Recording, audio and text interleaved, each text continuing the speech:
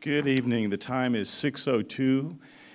This is the May 18th meeting of the Planning and Zoning Commission.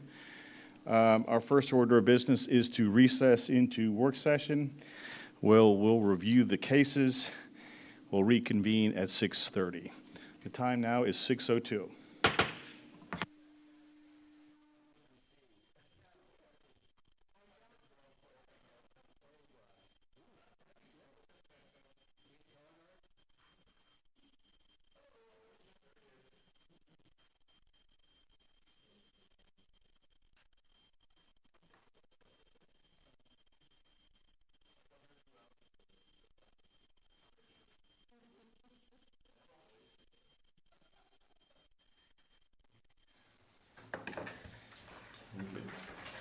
Okay, so let's see. We'll start by calling the roll of the commission.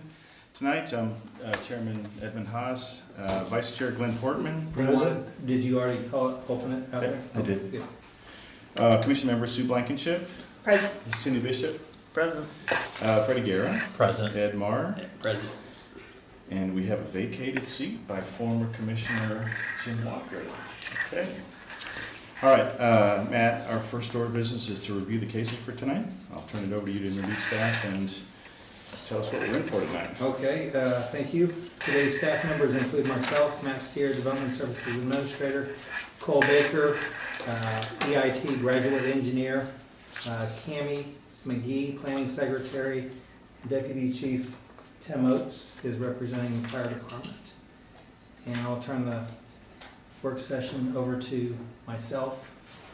If you'd like to present the cases, and then we can have the next item on the agenda is a farewell to yes. Mr. Walker. So the first case on the agenda is the battery energy storage system, and they're back for the second time. They haven't made any changes to the proposal, but what they've done is they've gone back and they've met with our fire department staff in more detail and really gone through their fire protection plan, and I'll go through the correspondence out there in the big room. But are there any questions related to that? No, I was appreciative of that report. Dudek, I think is what. That was a great report. A lot of detail. You're appreciative of it? It took me forever. And I'm the only engineer here. I know it was. Oh, that's right. Planners We gotta stick together. Absolutely. Yeah. So. I'm appreciative too. Yeah, that was great. Not me. Good stuff. I don't have any questions on it. Okay, any other questions? Okay, next case is the Kroger fuel station.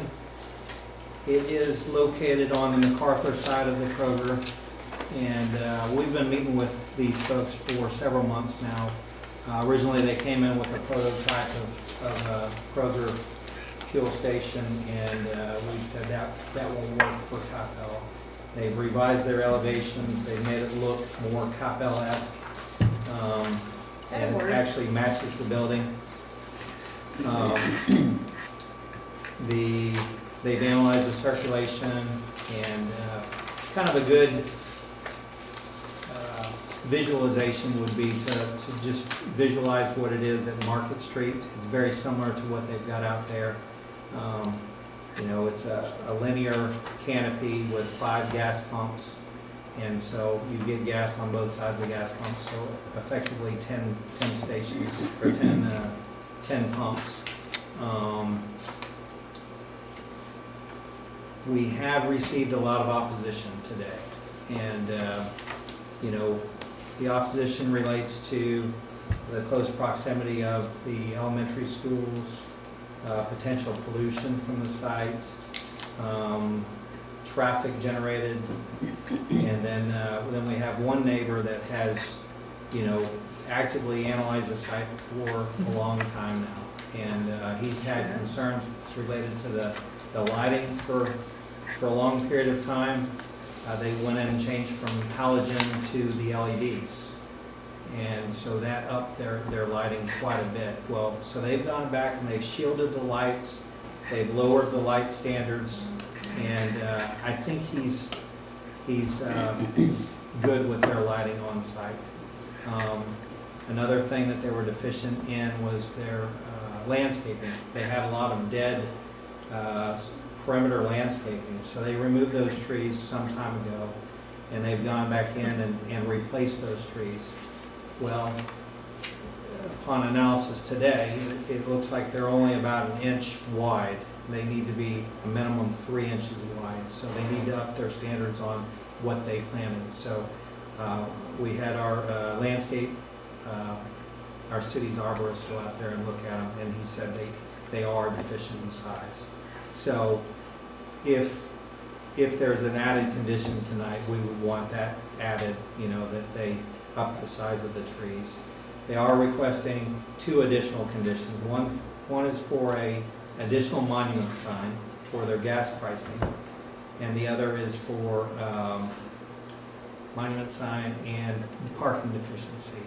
So they're deficient by 11 parking spaces because they're removing quite a number of parking spaces in order to make this work. We analyzed it, and right now there's never a need for, or it's never fully occupied unless it's like the day before Thanksgiving or a very special event. Even then, it's never. Even then, okay. So we see with the addition of the 10 pump spaces, they would have an additional 10 spaces. So essentially, they're only 1 space short if you count the 10 pump spaces in with the parking. So staff's comfortable with that. My advice to you tonight is just to listen to the people that come out to speak, either in favor or opposition. And the neighbors directly adjacent to it, the majority of the ones that I've heard from are concerned, and the regional neighbors, the ones that are going to use the gas station that don't live directly adjacent to it, I've heard positive recommendations from them. So I'll go through the number of written for and against, the number of phone calls, but I provided that to you. So this sheet right here is printed off really small, and I apologize. I was supposed to print it landscape, but these are phone calls that I got, and one, I did get an additional phone call, but he was a resident of Irving, so I didn't include him on the list. So I included Coppell residents that called in either in favor or opposed, and so the in favor was just, they were wanting to use their Kroger points here and not use them elsewhere. And then the ones that were opposed say too close to elementary schools and the residents to the north. And then one of them even brought up the benzene gas and other toxins coming from the site potentially. So then I did have one email in favor that she was very excited about a gas station at Kroger and here in Coppell. The opposition, I can go through these right here. We did have the one neighbor, he went through their whole submittal, made comments on all their plans, and he had actually taken a picture of the tree that I was referring to, only an inch diameter. Or inch diameter, and then he took several other photos there. But we can go through that out in the public, or this is public. The 1 inch tree won't grow to be a 3 inch? It will, but our minimum requirements at time of planting is the 3 inch. Because it takes a very long time to get to 3 inches. So just a curious question. How did this particular individual have so much time to study it? I've had since Saturday night. Yeah. He's an architect, and he got the plans probably the same time that you did. Okay. That's when they were made public. Okay. Well, you said for some time now. Well, so he's had concerns with the Kroger. He lives right next door. Okay, he's and- had the problem with the Kroger for some Yeah, time, yeah, not this not application. these- Yeah, correct. Thank you, okay. Sorry. I was wondering how he, Well, and this came up like 2005, when it was like Right. a long, long time ago. got it. Right, so they did come in previously, they were denied, they were denied with recommendations, hey, come back with these number of things, and, you know, we would be more favorable in our recommendation. So, I'll go through those with you out in the big room. And I do have one question, just, back in 2005, where were they looking originally? Okay, yeah, so it was on the, Missed that. yeah, let's look at the 11 by 17 sheet here. This is John Murphy's comments. But if you look on the south side, it will be on the southwest corner of the site. So that's where they were proposing originally, and originally it was 4 gas pumps. Okay. Are there any concerns with it being so close to the building, to the Kroger building? You have a flammable material there. I don't believe there That's a were any fire concerns that were department brought. It meets our code. This is Deputy Sorry. Chief Tim Rhodes. Hi. Yeah. City staff. we had some comments from sorry. Staff is exempt from that, okay. And is this Okay, that's good. considered 2 businesses, or is it considered just 1 business? It's, there's the Kroger, which Right, is because the one point of business. sale is here, and it's 2 different points of sale, that's why I'm asking. In terms of the gas and the grocery store, Mhm. yeah, we haven't done that analysis, so I would say it would be an accessory use on the site in terms of zoning terminology. Yeah. Okay. So Matt, I couldn't tell on the site plan, is the island median that would be on the end of the last pump, the furthest south, is that gonna be removed, It's gonna be reconfigured. reconfigured? Yeah. So is there anything between the, essentially the crosswalk and the vehicle sitting at the pump,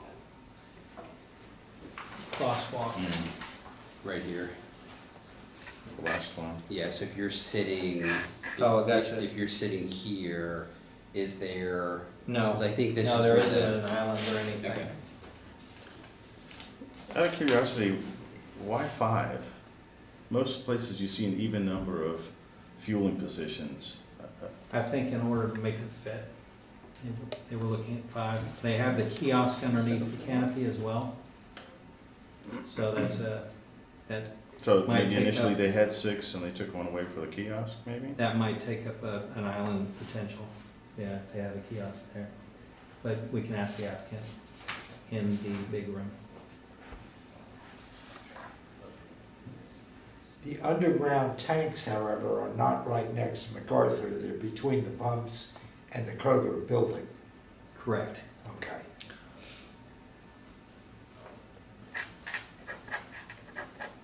They're on the west side, and then there is some pump, or some tanks on the north side too. You can see them on the plan there. So did the applicant provide any kind of analysis on the parking to support their request for variance? Any kind of accumulation study? No, we didn't receive anything with this formal submittal. I mean, Sue, I'm with you. I mean, I've been going to that store for years, and I've never seen it full house except 1 or 2 times, and maybe at best 85%. But you still got the parking spot, didn't you? Right, but I walk there too, so. But I've never seen it. But however, just if they did provide something to justify the request. Mine's non-scientific, observed, so, okay.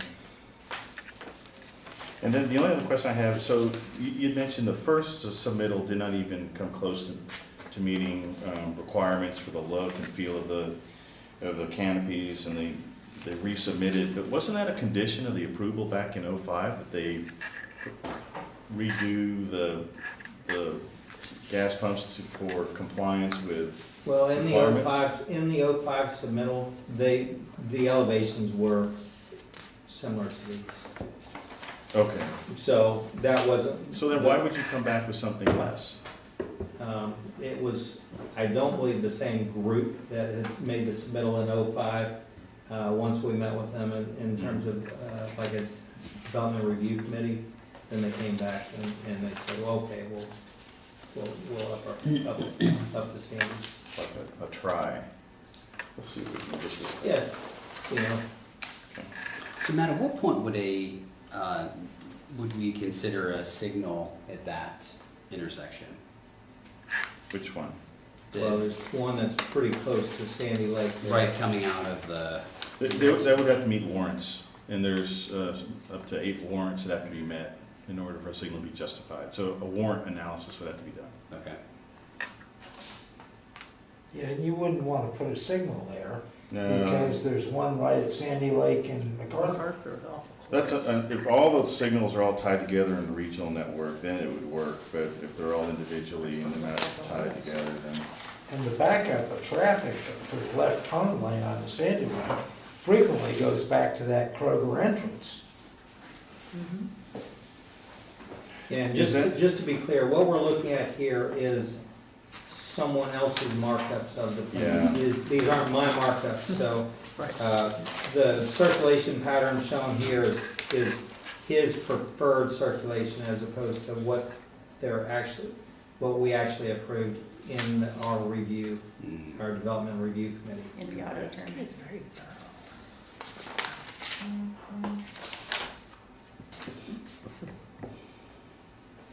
So, are there any other questions related to the Kroger case? Okay, thank you. I'll turn it back over to you. You bet. Let's see. We have a celebration in order here tonight to conduct a formal farewell to our longtime commissioner, Mr. Walker. So Jim, why don't you come up and take the hot seat up here? I didn't know we were gonna roast him. Well, I didn't really It's easily done. he's got to pay some price for leaving This is us. awesome. Thank y'all so much. It needs to be recorded. Here, while you're talking, I'll. No, yeah, so, I mean, Jim, congratulations on the jump Thanks, to man. leadership of our community. You have been a tremendous asset to our commission.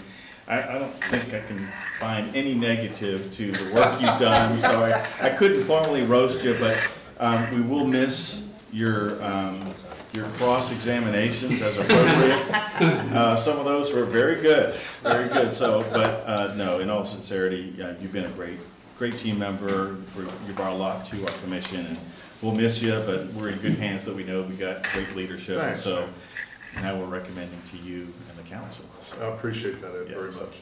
Yeah, I've loved serving. It's been tremendous experience. It really has. It's what, 4 years, 3.5, 4 years, Uh, or 5? Well, no, this would be my 7th year. How time flies. Yeah.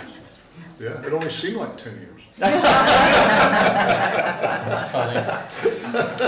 So, yeah, so, and let's see, I think you were the one that you had some questions on the battery, so there'll be a Yeah. higher order. That we'll have to answer Yeah, well, tonight, So- but Does this mean you get to pick your replacement? I don't know. They haven't told us who's going to interview who, but yeah, it'd be kind of cool. Since you're on council now. Well, you could be on the. You could be on the liaison. committee, right? Yeah, there'll be 2 people doing it, but they just haven't said that I would do P and Z or not. But it seems it'd be kind of natural, so. And we're still in talks in terms of if we're gonna replace him for this term or wait. Oh, wow. So I guess that Well, if he's the things end up in a tiebreaker. tie, then maybe we need a replacement. Right, yeah, and so we were gonna have a conversation with you and see what you would prefer, but that's offline. Well, let's cut this back. Yeah, on. let's Let's go. But thank you, So, Jim. it says been a thank you. pleasure Jim, working thank with you. you. Thank y'all. Thank you That's very very Appreciate it. nice. Says thank you for your Is service. it, If I take Yeah, I is saw it, that. we can take a photo? Thank you, yeah. Photo. My wife would be mad if I don't have Yeah. a picture. You guys all want to get around them and? Yeah, let's- Oh, that'd be cool. Let's do it. I'll take a Alrighty. photo. If we're gonna do evidence, we're gonna do it right. I'm not saying much. You get to be photographed again soon. I remember that What? other Come on. picture. He's ended up everywhere, all across Coppell. Oh, Sue doesn't You guys like as bad as photos. my children. We need, you're in the middle. Where do you want us? Okay. Here we go, we can all fit, come on. Ready? No, no, maybe we'll be close like we're friends. There we go. There we go. Let's all take a photo. Smile. We gotta make sure you get the cake in there too. Everyone look at me. No, Not- he needs to not my hold the belly. bacon tilted up so you can read it. It just don't spell it. Yeah, no, it's precarious. I'm smiling for you. Did it work? All right, thank y'all. Definitely send me some of those. I know. Hey, this will be the sugar we need to keep us up late at night tonight. Maybe. Oh, it's not gonna be a late meeting. Oh, Oh, you should I don't have know. I don't know, it took me They 30 minutes to read all the supplied Jim a lot of Facebook answers. stuff. I'm just on Kroger alone. Who wants the biggest piece? Jim, Mr. Walker. I'll take it, sure. I I'll got, take- I'll I got take more to the fill. second biggest piece. Where are the forks? I'm sorry, there Ah, there we go. Awesome. I was joking And you were a man of napkins. the people, now you're a man of the people. Servant leader. Well, that's what you guys are. There's no doubt about that. so have you already been sworn in? Okay. You want a bigger piece, you okay? That's why I had to send the resignation. I'm Oh, celebrating. gotcha. I thought the canvassing you were waiting, that was completed. That was Tuesday morning. Someone scheduled at 8 AM for reasons yet unknown to me. And then once they declared the final tally, then they swear me in, I guess, just to be careful.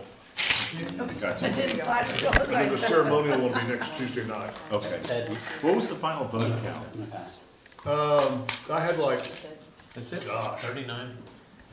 maybe, was it close to 4,000? Yes. Yeah. And then he had like maybe 2,100, 2,300, something like that. So, 50 It was to... almost 6, I think. Yeah, do you guys, 75. any of y'all subscribe to Dan Kohler's Coppell Chronicle? Yeah. It's really cool, it's like Advocate on Yeah, this is steroids. really good. Really? It has all, but he watches all these Alright. meetings and really, is really accurate in his reporting. So he did all the tallying and found the town center had the second highest vote percentage of any vote center in Dallas County for early voting. And we had one of the highest percentages in the county overall. We had like 19% turnout. 19%? That is a lot. Because Coppell, usually Jim, it's, was 5 to decent 8. turnout. Mm-hmm.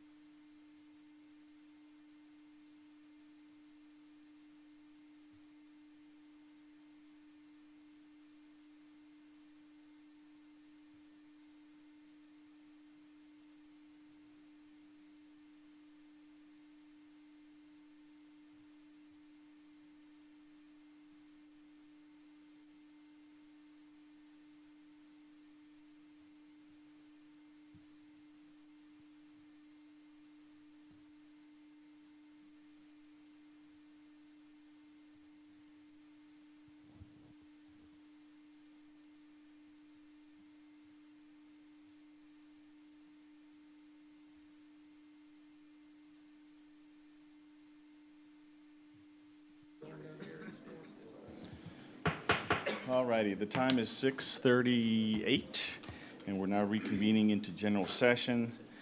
Our first order of business is citizens' appearance, to provide the opportunity for citizens to address the Planning and Zoning Commission on any matter that's not on the agenda. Each member has 2 minutes to speak on any item. We had a sign-in sheet. We have one person signed up, but we'll open it to others who might want to speak on any item that's not on the agenda. So with that citizens' appearance, we have Jim Walker, 400 Hawk Court. Thanks Jim? for taking care of that for me. I just wanted to formally thank all of you. Having served here with you for almost 7 years, I've seen the kind of servant's heart that you bring to this job, and the subject matter expertise that you bring to the table is really impressive. I mean, I learned something from all of you every single meeting, and I just want to thank you for your service and for the opportunity to have worked with you. Thank you very much. May God bless each and every one of you. Thank you, Jim. Well, it has been a pleasure to work with you, and we're looking forward to your leadership in leading our community. So thank you for taking that next step. Thanks. You bet. Y'all take care. Okay. Is there anybody else who'd like to speak on any item not on the agenda tonight? Okay. Then I will move on to item 4. Item 4 is approval of our March 16th meeting minutes. Are there any comments by the commission, or is there a motion by the commission? Yes, Mr. Chairman, I move that the minutes of the March 16, 2023 Planning and Zoning Commission be approved as written. We have a motion by Vice Chair Portman. Is there a second? I second. I have a second by Commissioner Guerra. Cammie, would you call the roll, please? Please respond by saying aye or ayes. I call your name. Commissioner Blankenship. Aye. Commissioner Guerra. Aye. Vice Chair Portman. Aye.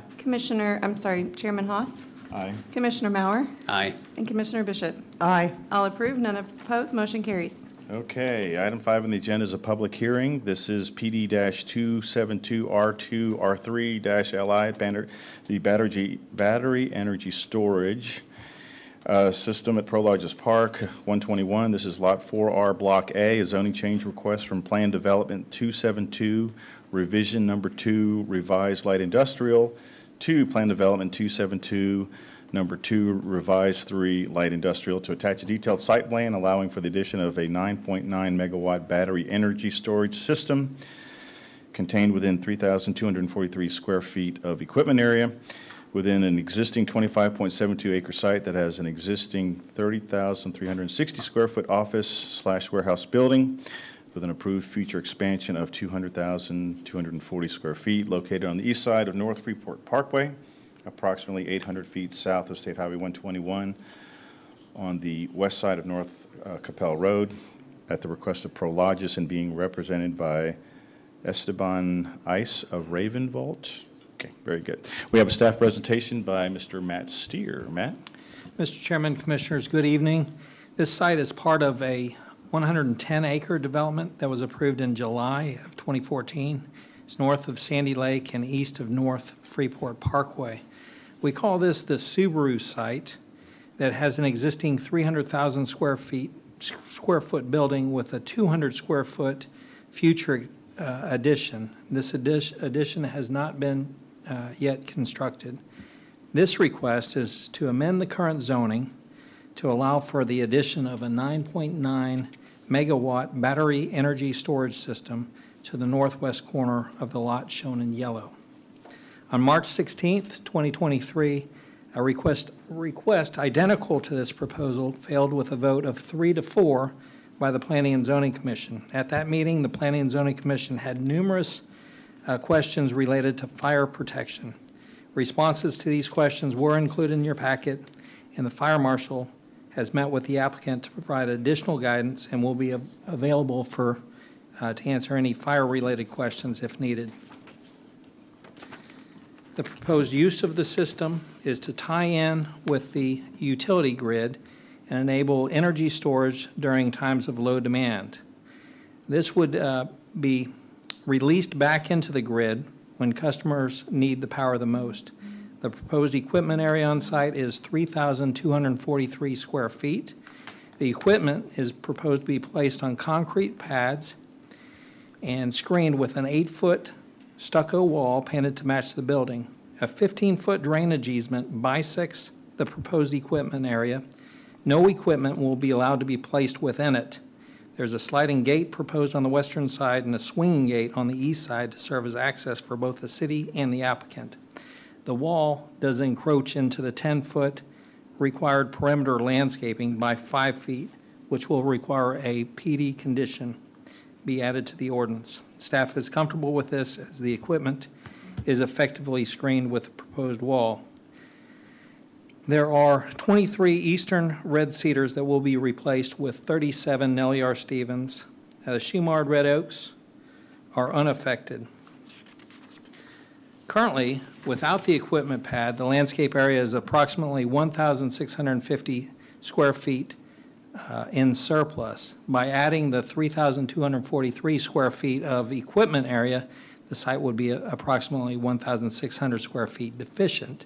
To offset this deficiency, the applicant's proposing to add 1,600 square feet east of the equipment area by removing 2 of the trailer storage spaces and converting them to green space. There's 1 existing live oak that will be transplanted into this area. Elevations of the 8-foot high screening wall. It shows a column expressed every 30 feet to break up the expanse of the wall and has gates on the east and west for access. Here's a rendering that were provided by the applicant. The existing photos are looking east from the drive, and here's how it's proposed and how it will be screened with the wall and the landscaping. The Coppell Fire Department staff members met with Ravenvolt and Fisher Engineering, fire protection engineering firm, to discuss the proposal. They focused on many items that were discussed or brought up in the April 20th, 2023 Planning and Zoning Commission meeting, as well as battery technology and chemistry of the battery. Ravenvolt explained that batteries used at this facility are lithium iron phosphate, which are less energetic, fail at a higher temperature, which means that they're more resilient. They have less heat release when they do fail as compared to other batteries like laptops, e-bikes, vehicles, etc. Ravenvolt further explained that the battery module and the cabinet construction should limit any failure to 1 cabinet, although they have not done a full-scale test to prove this. Ravenvolt is currently working on the testing with a nationally recognized testing laboratory. Based on their calculations, they believe that the failure of a module would remain to 1 cabinet, and the event would last between 2 and 4 hours. That's a long time for the fire department to remain on scene, but it would only be 1 apparatus and would be manageable, according to our staff. Ravenvolt and Fisher Engineering assured the fire department that they would train all members of the fire department in hazard mitigation and operation of the site before it physically goes online. The fire department does not have any issues with the proposed BESS development. The applicant has made a concerted effort to answer all the questions posed by the Planning and Zoning Commission at the March meeting, and answers to those questions were summarized in the document that was attached to the packet called Planning Commission Q&A. The project description document from Ravenvolt explains in more detail the operations and provides answers to common questions. This too was attached to your packet. The applicant has also requested that 4 additional conditions be added to staff's recommendation to provide further assurance of fire protection. So we have incorporated those in our recommendation. We did mail out 20 notices within 200 feet, 119 courtesy notices within 800 feet, and had no responses in favor or opposition. Staff's recommending approval of PD 272R2R3 LI, Battery Energy Storage System at Prologis Park 121, subject to the following conditions.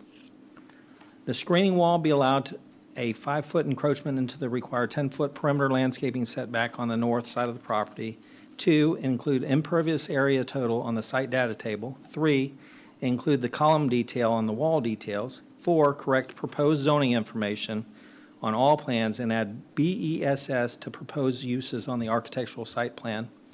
5, this is the added condition, is prior to the release of a building permit, the following should be provided. Provide rack level UL 9540A test standards result to fire department. Provide hazard mitigation analysis to fire department for review and approval. Provide testing, modeling, and/or a combination of both to demonstrate that a fire involving one BESS unit will not propagate to an adjacent unit. And D, have a registered design professional with expertise in fire engineering approve and interpret the test results and prepare the hazard mitigation analysis. That concludes my presentation. We do have the Deputy Fire Marshal in the audience, or Deputy Fire Chief Tim Oates, to answer any fire-related questions, as well as the applicant is in the audience, and I'm here as well. Thank you. Very good. Thank you, Matt. I guess really the only question I would have would be for our Assistant Fire Chief, Mr. Oates, if you could come down. I mean, you came down tonight, so might as well bring you.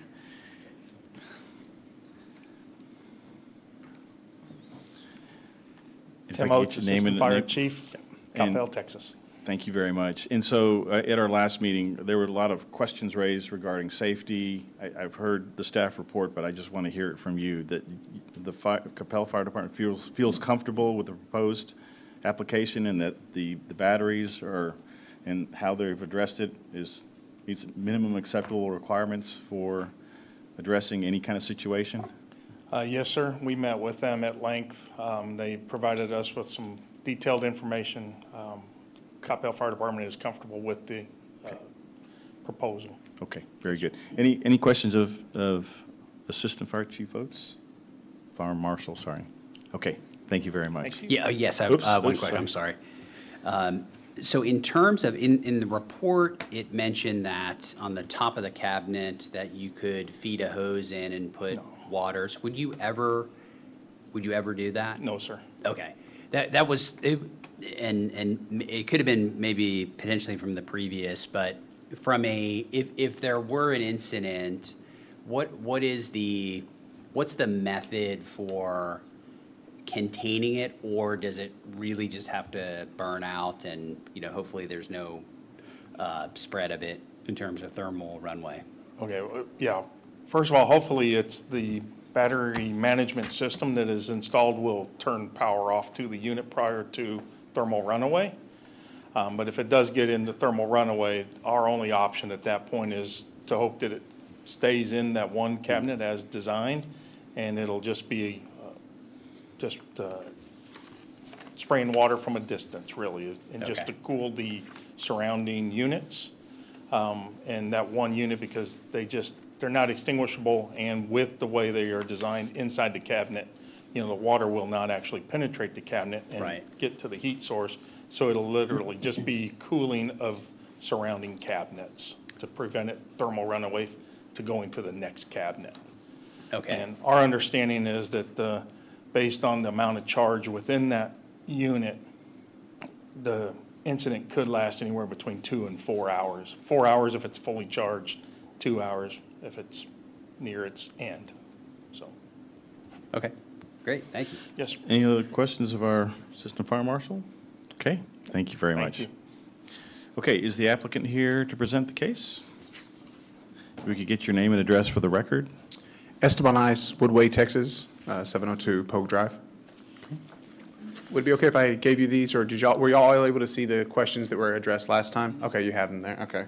We have more available if you want them. I'll take a hard copy here. Yeah. Anybody else?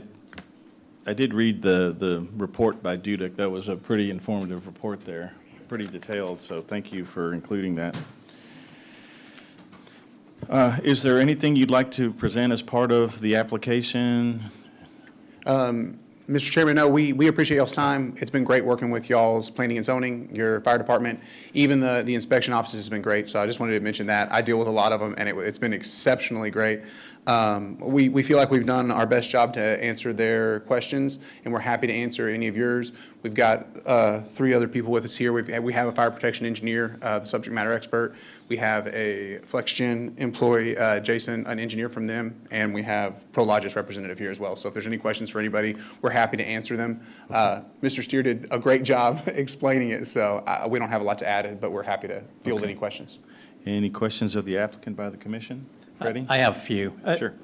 Actually, 3 of them. So what's the timeline for the testing? And then the second question is, can you kind of describe the monitoring system for the battery energy storage system? And then the last one is, are there plans to expand this site sometime in the near future? So I'll jump around there, and then I might throw it to one of my colleagues over here. On the expansion, so with the ERCOT rules and regulations, we're not allowed to expand it over the 9.95 megawatts. That is, if we did, it would be it'd be a different type of project. It would be very cumbersome. We'd have to upgrade so much stuff that it's not feasible. I don't want to lie to you and say it's impossible, but I don't think Prologis has any plans to ever do that. And as their EPC, we wouldn't recommend that. Not that it's impossible, but we wouldn't do it. If you see on the pictures that were provided, the render, there are some cabinets grayed out. Those will not be day one installation. All those do is supplement the capacity. So if it goes down to 80%, like I said, it's a 9.95 megawatt site, and we're not allowed to ever exceed that capacity. It's against the rules with ERCOT. You can't be in the grid if you exceed that on this type of installation. So no. And then you had a question on the battery management system, which I might let Mr. Barnett answer. And then what was your other question? Regarding testing, the timeline for the testing.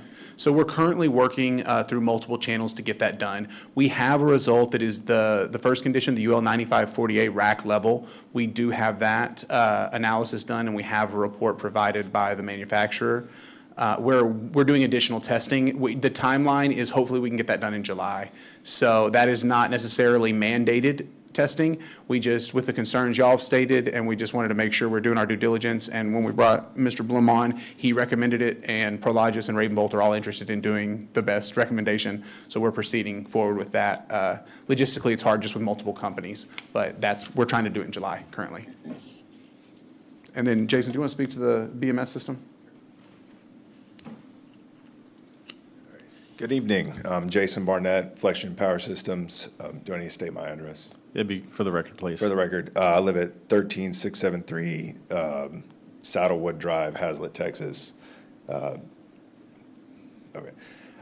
So the BMS system in the battery storage energy cabinets, each module has a battery management unit at the module level, which measures every single cell voltage and collects multiple temperature measurements throughout each individual module.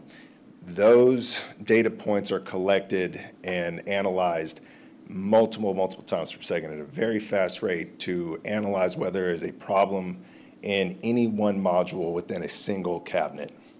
That information is passed up to a battery management unit at the rack level, which is aggregating all of that information in real time to analyze whether there is an issue inside any one module within a single rack.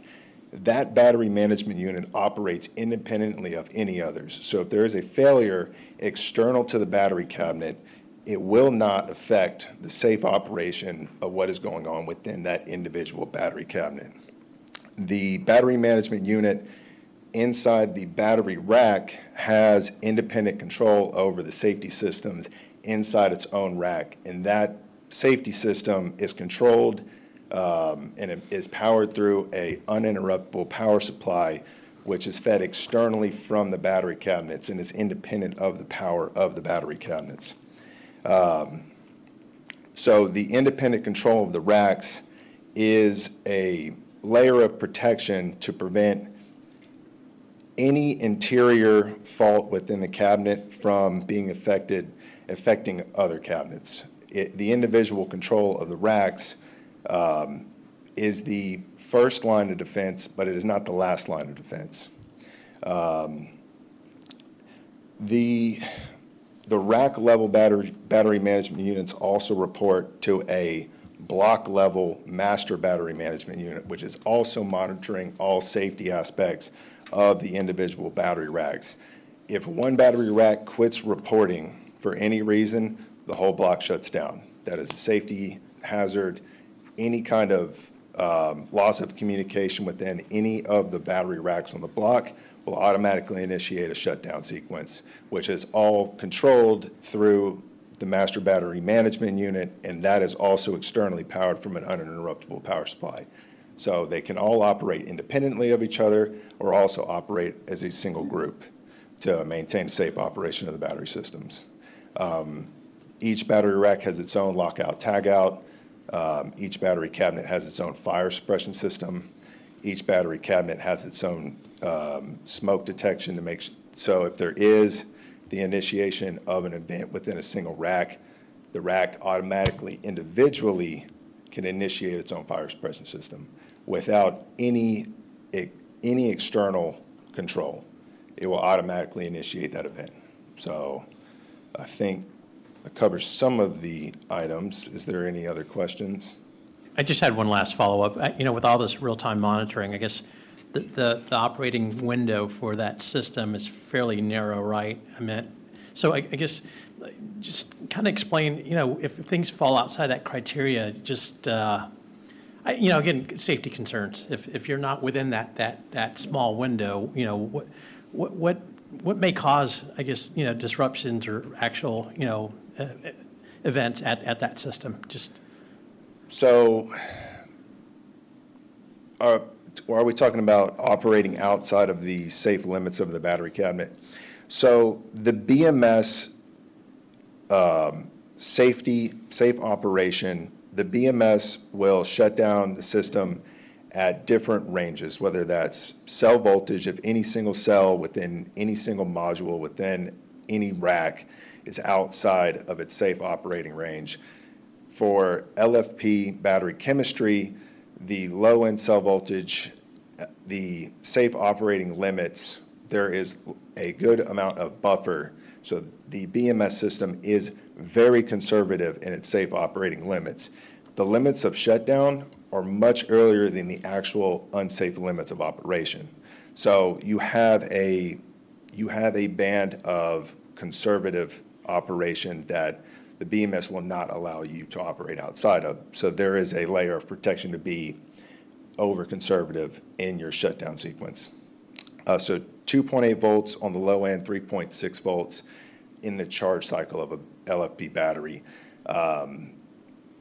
Not to get too technical, right? Also, the thermal management system, if any module within the rack, there's multiple temperature sensors within each module, there's multiple modules within a rack, it is looking at the thermal balance within the module to make sure that there's no individual hotspots.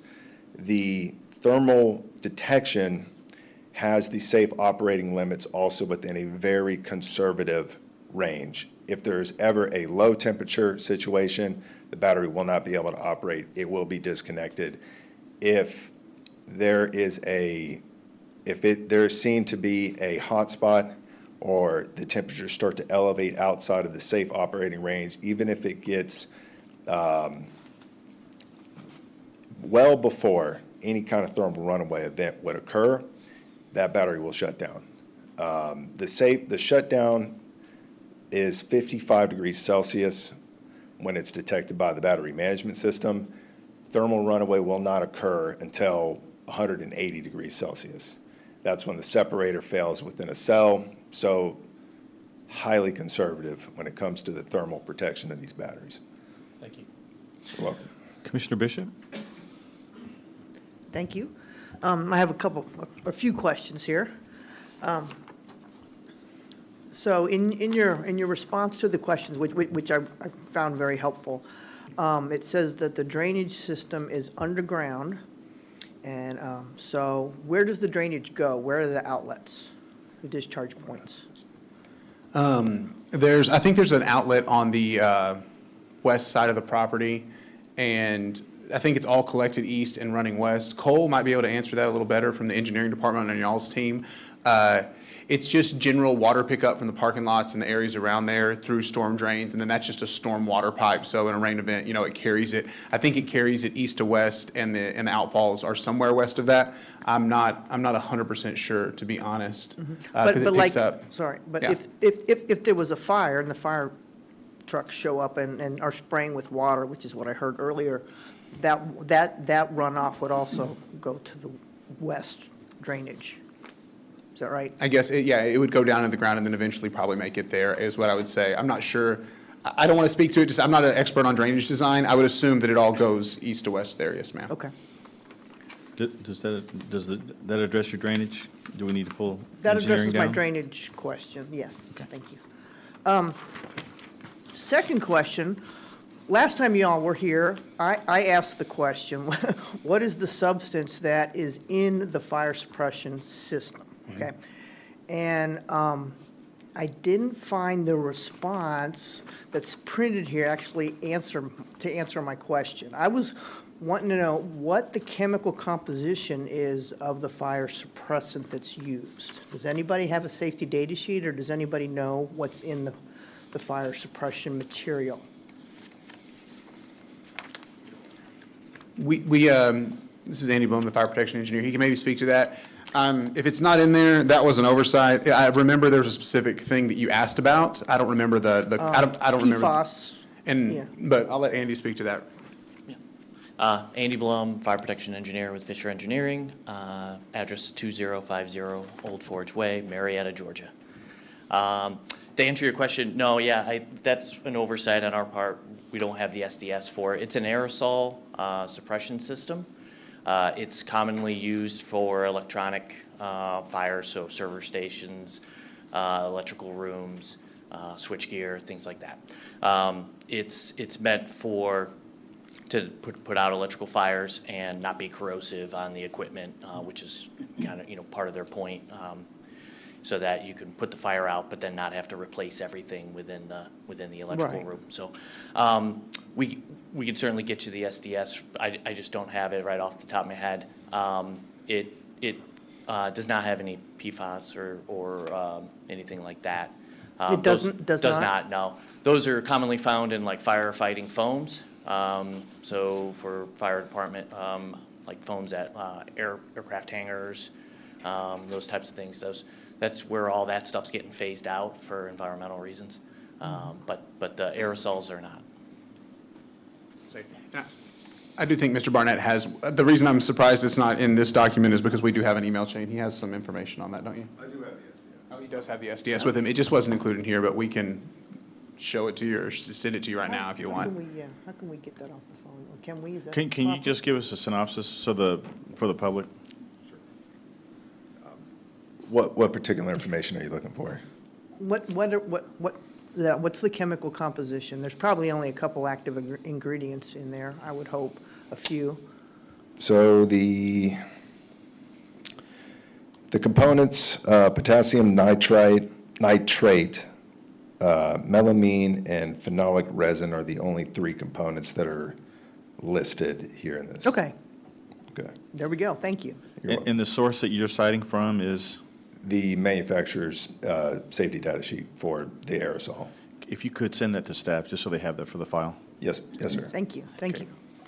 And really apologize, Ms. Bishop, that we spoke about it, so we all knew what you're talking about, so I'm sorry it wasn't in there. Thanks. Okay. Any other questions of the applicant? I have one more. Oh, Cindy, sorry. Comment. So in response, and it was also in the air emission study, which I really appreciated. That was very interesting. If there's a fire, it said that the concentrations would be below the ERPG-2, which implies to me that it's above ERPG-1. And from what I was hearing earlier, is that if there's a fire, it'd be like 2 to 4 hours.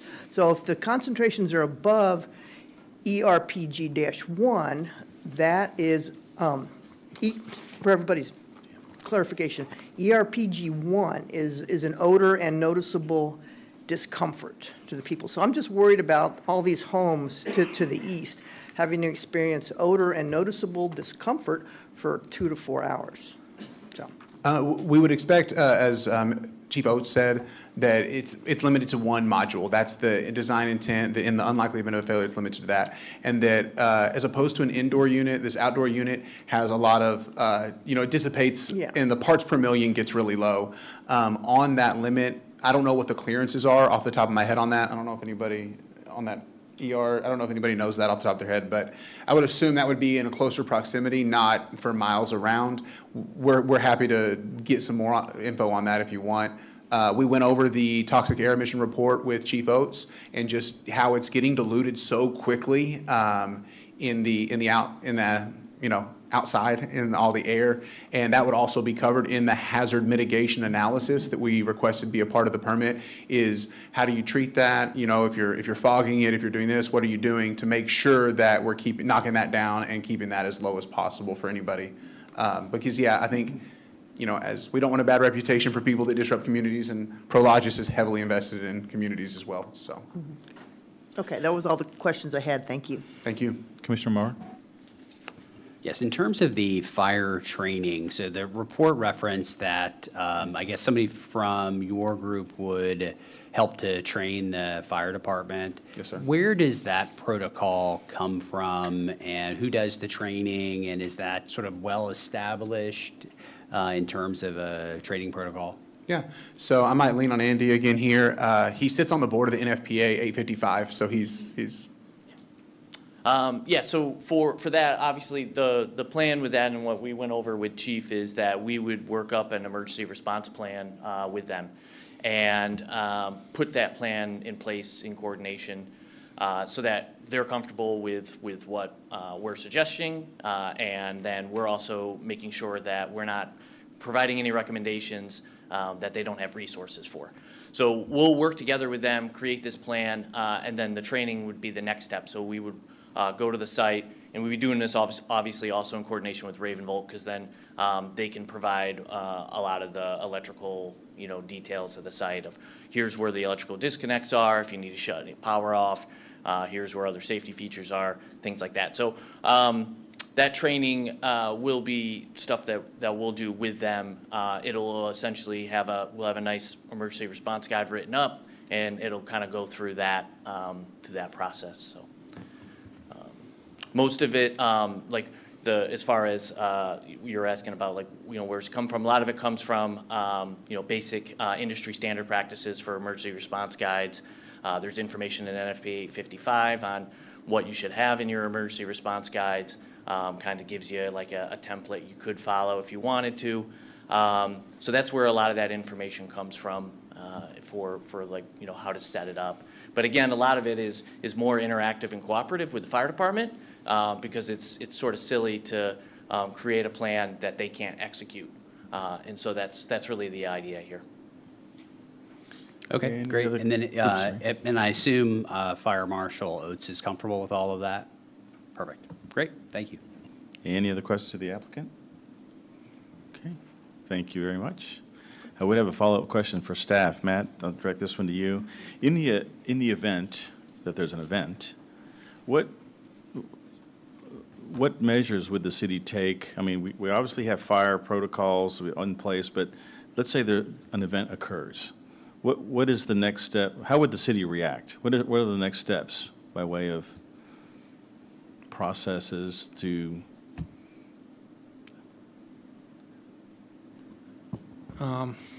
If an event were to take place and they were to need to rebuild, we would require a fire protection plan and them to resubmit plans and come through the permitting process again. Does that answer your question? And I guess if responses to what occurred is if there was an event and what happened, all that kind of stuff would be required? I assume that some investigation would take place and I'm not sure if that's part of the investigation. I'm saying a nod, yes. Okay. But as far as zoning goes, Yeah. the zoning remains in place. Yeah, okay, very good. Thank you very much. Thank y'all. This is a public hearing. We have one person signed up at this time to present some testimony. Rich Gorman, would you like to come up and to the podium, please? And then just for the record, name and address, please. Rich Gormley, 411 Buttonwood. And a lot of the things you went over, you covered, so I'm really surprised at how in-depth. It looks like a lot of thought got put into that. But I was just wondering if there's one of these or two systems already in operation that we can benefit by what they went through.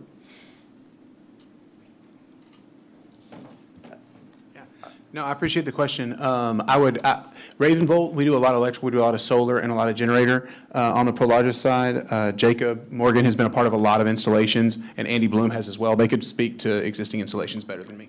Well, I think you were doing one down in, by Houston. Is that online and running? So hang on a second here. Okay, let's just go ahead and close your comment. Provide your comment, and then we'll have the applicant answer. Okay, We won't I'm have a sorry. cross-examination here. What did I do wrong? Nothing, but go, if you're asking about another location, let's kind of keep it to Coppell, but. Oh, finish well, all your- I'm saying is if there was an existing history of these sort of things in operation already, that might be helpful. Yeah, they've provided us in our packet Okay. responses to those kinds of questions, and obviously the fire marshal feels comfortable, staff feels comfortable, so. Okay. Yeah. And then my final question was when it's up in operation, will there be a human being that we can contact if we see an issue with, smoke billowing out of it? Will there be a placard on it or a siren or klaxon? That's all I had. Thank you. Thank you very much for your comments, though. I'll do better next time. Thank you.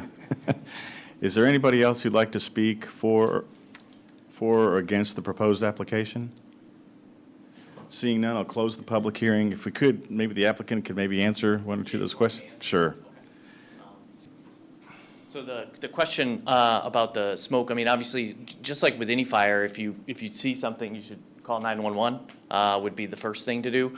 But we do actually in the HMA that I write, one of my recommendations is always to have signage around the exterior, battery energy storage system. This is also a requirement for 855. You need to have that signage up. But then I also put in recommendations for have additional signage for if you see something, call these numbers, call 911, and then evacuate to a safe area. Don't stand there watching it for an hour, that kind of stuff. So that's the signage is a requirement in 855, and it is something that we'll also recommend within the hazard mitigation analysis.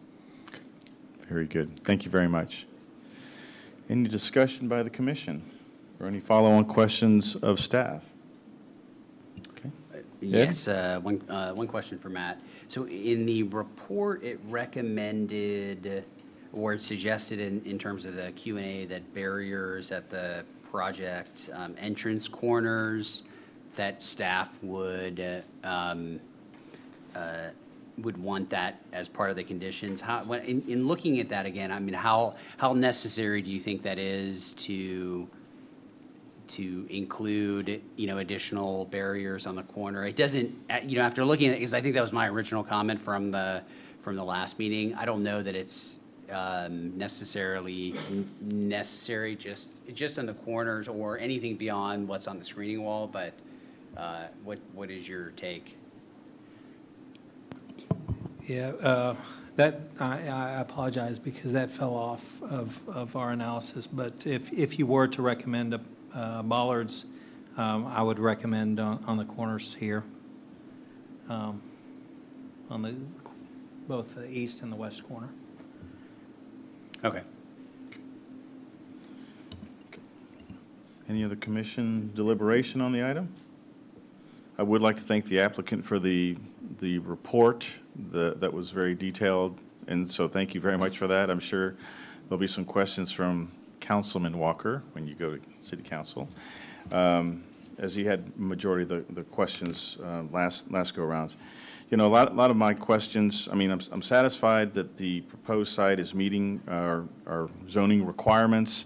A lot of my questions were aligned with safety.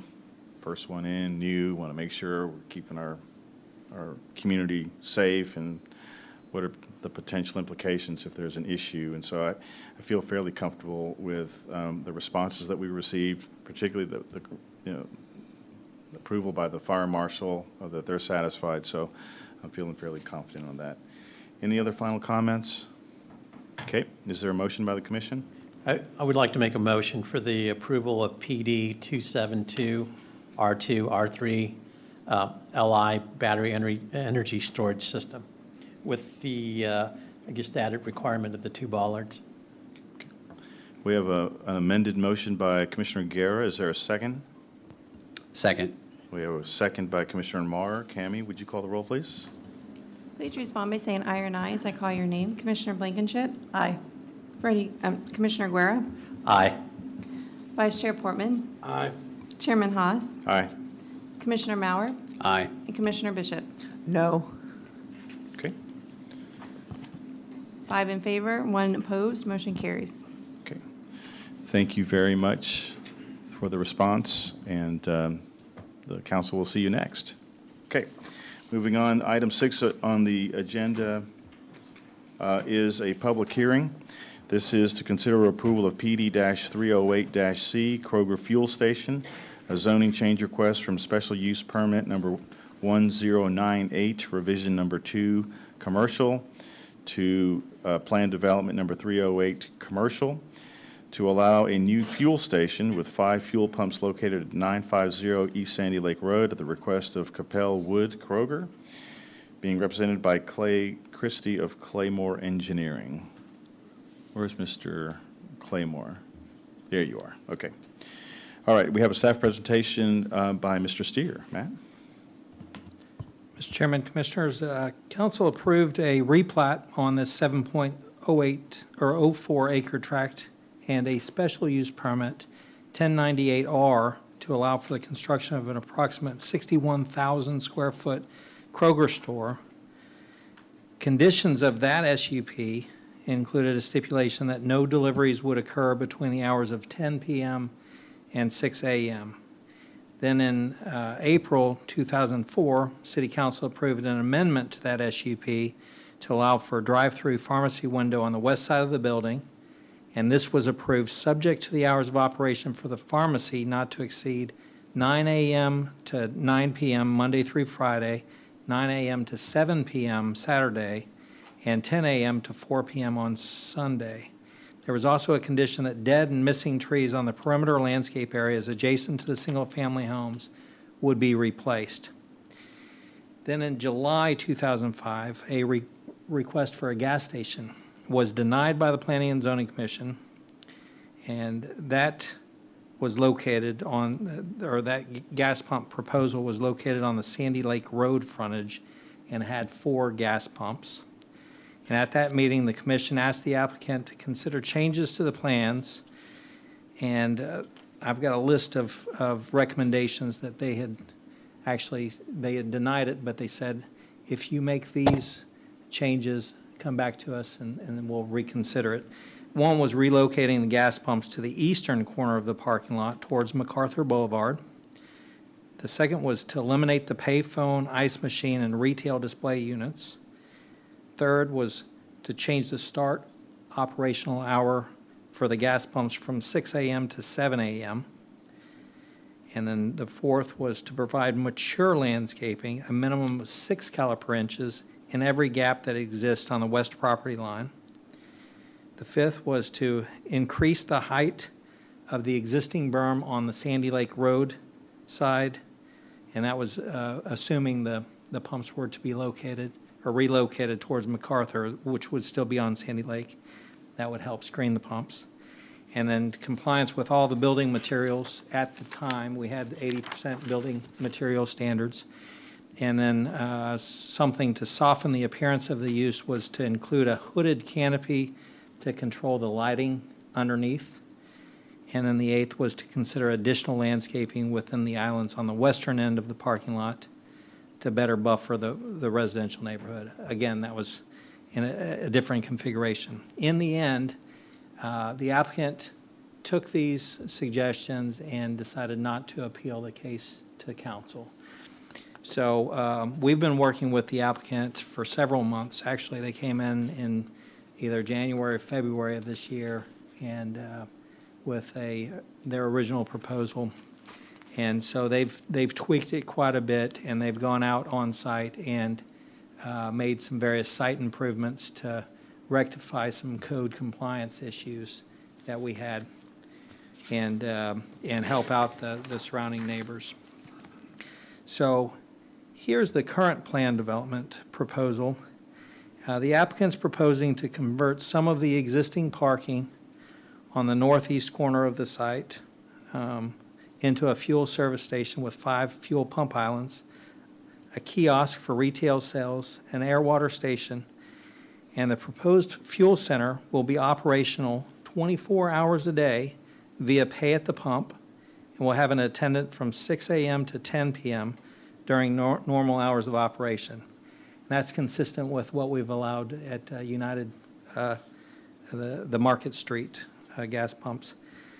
These uses typically would require a special use permit, but because the proposal is asking for variances to the required parking and to allow an additional monument sign, a plan development zoning is being requested. The applicant has added a note that there will be no outside storage of goods or materials under the fuel canopy in order to keep the area free and clear from visual clutter. And this will be included as a PD condition in addition to the previously approved conditions of the previous approvals. And those conditions were listed at the top left of the site plan. So those conditions will carry forward with this request. On the left side of the slide is a current aerial of the property, and to the right are the proposed changes. The proposed kiosk is 179 square feet. The canopy is 5,300 square feet with 5 pump islands. That's capable of serving 10 cars at a time. Currently, there are 347 parking spaces for the existing Kroger.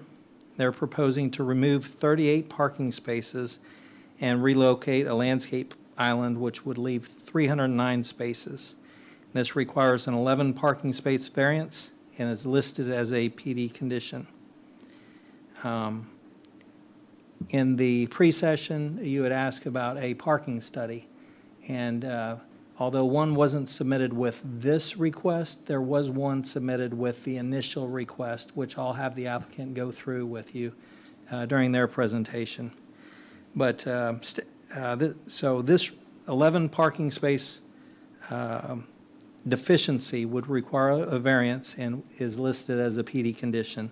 Staff is in favor of this request as there will be 10 spots at the gas pumps, and typically those don't even count towards parking.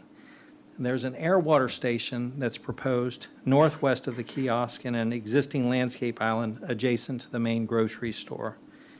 And I've created an animation that shows the existing parking area and how it will be converted to the proposed fuel station. So if you look closely on the left side, you can see I've superimposed on the aerial kind of how it will be converted.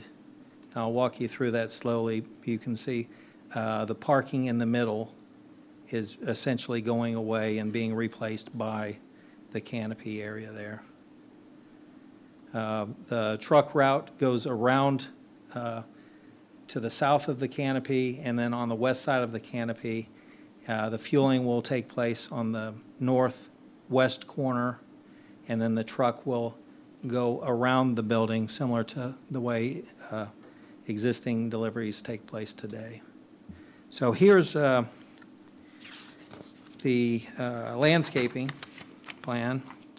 It's proposed to be updated to plant what is missing or has died over the years. The landscape plan shows 18 eastern red cedars to be planted where previously Leland cypress were located, and these these trees died and were recently removed. And recently, these trees were, there were eastern red cedars planted in their place, and it appears that they are deficient in size. We have a picture showing that they're only 1 caliper inch, and it's technically required to be 3 caliper inches. So an amendment, or we'll have to amend our recommendation to include that as a condition.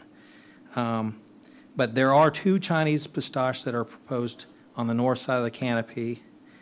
And then 197 Burford holly shrubs proposed to be planted adjacent to the parking area on Sandy Lake and then along MacArthur.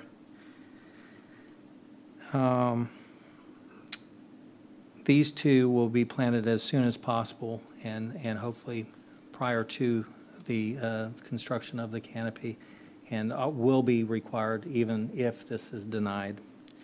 Currently, there's an existing monument sign on the south corner or the south entry of Sandy Lake Road. They're proposing an additional one on the MacArthur side, 40 square feet in size, to advertise their gas prices. This will be externally illuminated and similar to other gas station monument signs.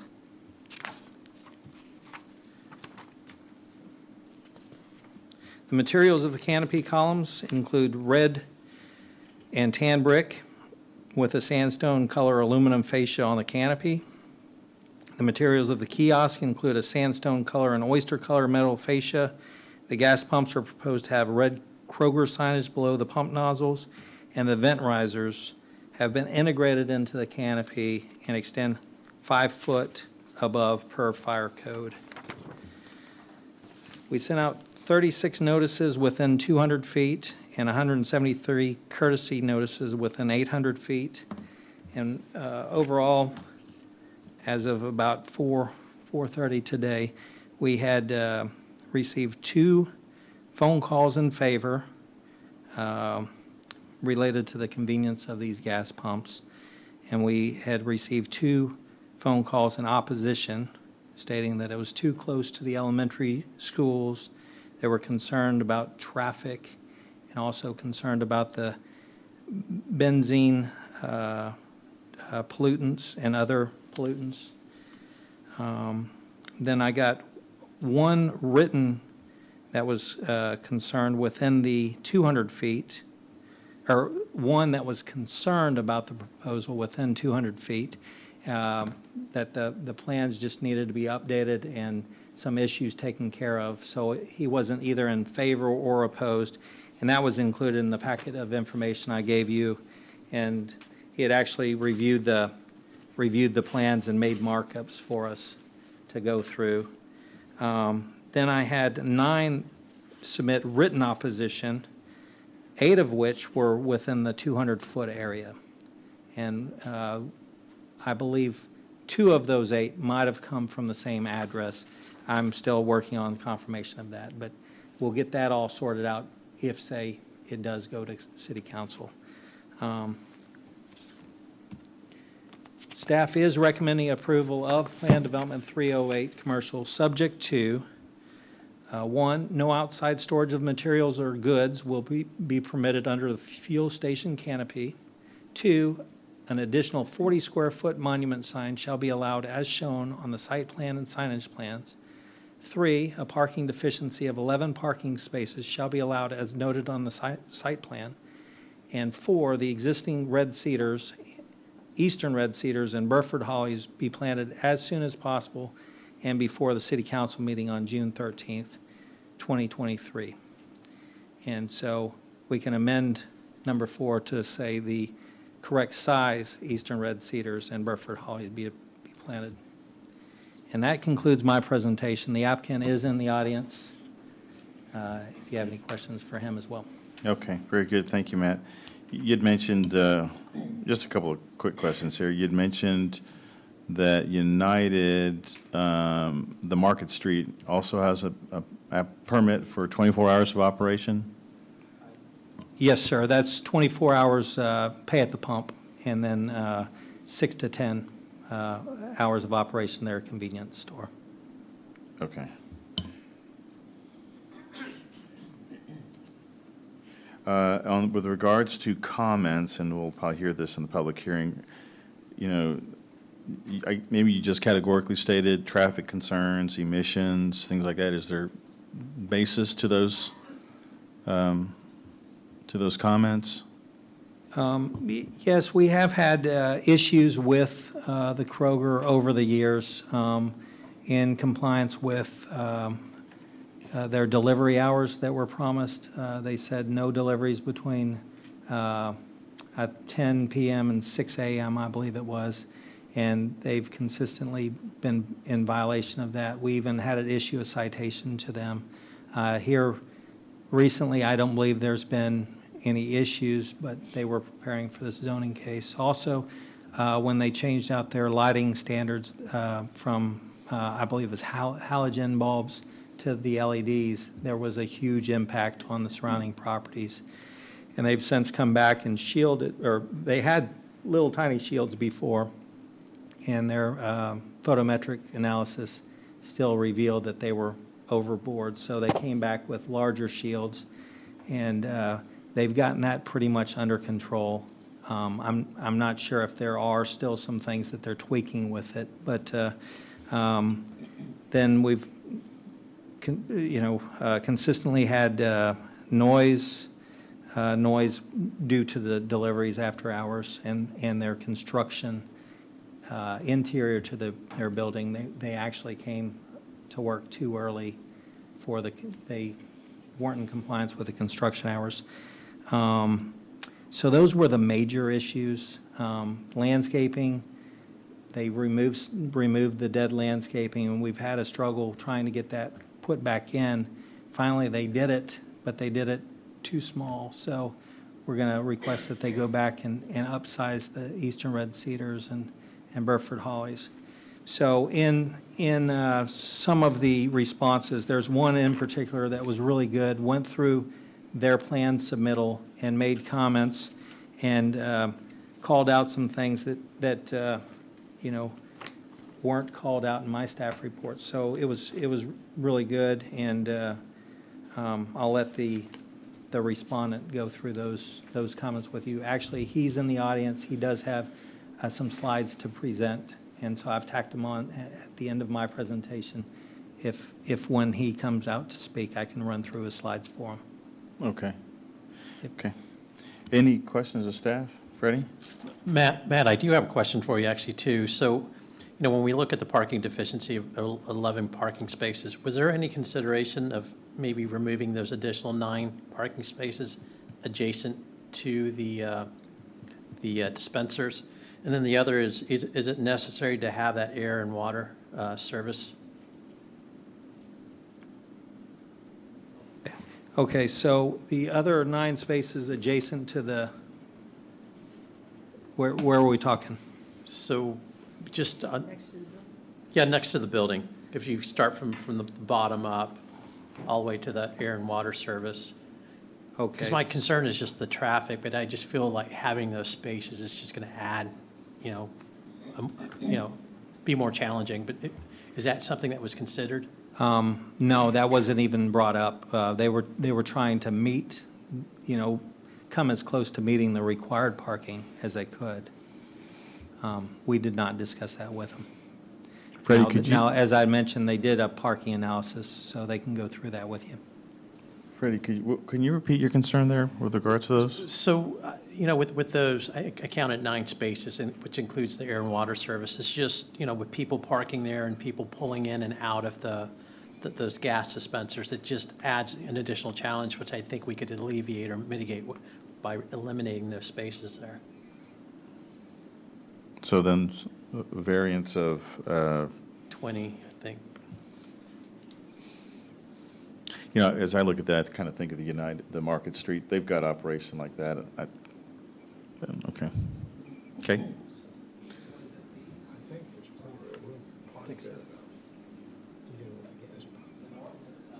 South, from the bottom all the way up to the air and water service.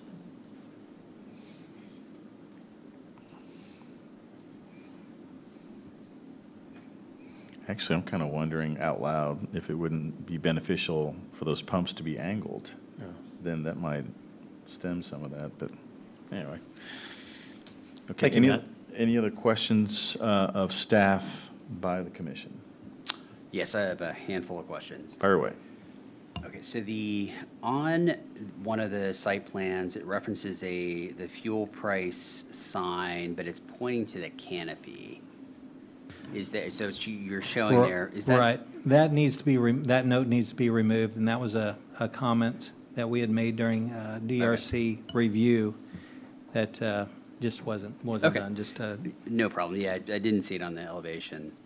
The second question, so on the south side of the site, probably my biggest concern with the flow of this is, as we talked about in pre-session, right where the number 10 is by the southernmost dispenser, that, cars pulling in, pulling up to that dispenser, and then pulling back into traffic to go toward the Kroger or make a U-turn. There's the crosswalk is pretty close to that, and so I'm not necessarily I'm not trying to redesign the site or suggesting that there needs to be a curb there. I think quite the contrary. But is there any concern with how close that last dispenser is to where the car would be, and then the kind of ingress and egress of that vehicle? Does it make sense what I'm saying? Yes, exactly. So most gas tanks are on the driver's side.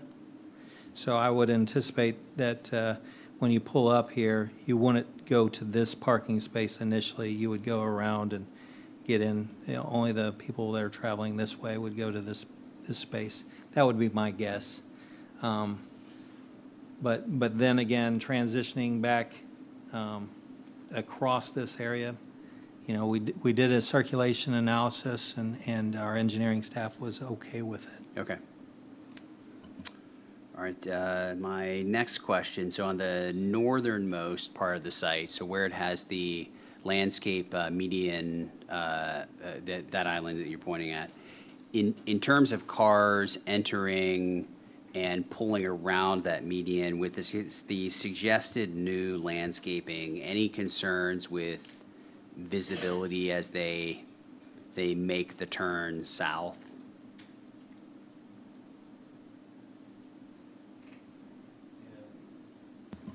Now, if you're talking about right here? Right, yes. Now, those are overstory trees. Those would be Leland's, or those would be a Chinese pistache there, so they would be... Fairly high, Yeah. Okay. Got it. And then my last question, in terms of, so going back to the 24-hour pumps, I think the only difference is the Market Street, somebody inside the store would have a sight line to the pumps 24 hours a day. Are there any sight lines to the pumps from anyone inside the store, cameras, during the times that it's essentially unmanned? I am not aware of their security or their cameras, so we can let the applicant speak to the operations.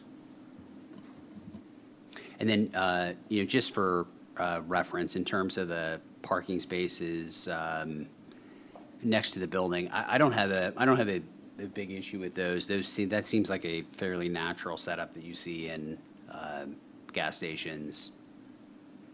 Angling the pumps is a interesting idea in terms of the flow, but those are my questions. Thanks, Matt. Any other questions of staff by the commission?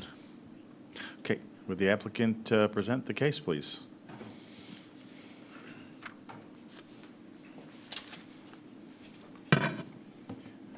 Good evening, Commission.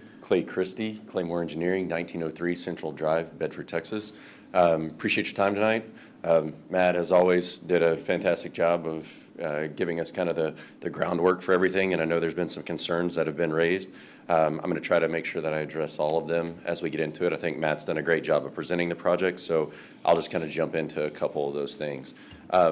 First, in regards to the landscaping, Matt and everybody made us aware we were trying to get our landscaping actually planted prior to this meeting, not just the council meeting, and so they had hired their landscape consultant to come in and do that. We have been made aware that they planted the wrong size trees. We received some pictures from our own staff as well confirming that. In haste, they did not submit shop drawings like they would normally do, submit the shop drawings for the planning for us to review and approve. They went out there, they were doing it, trying to get it all done, and unfortunately they grabbed the wrong trees. We are working with our consultants and our landscaper right now to update that. So that is number one.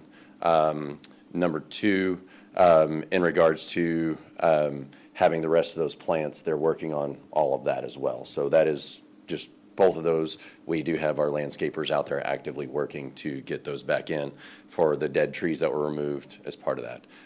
In regards to the photometrics, I do believe, Matt, that they've finished their testing, at least with the staff and city, of all the photometric stuff.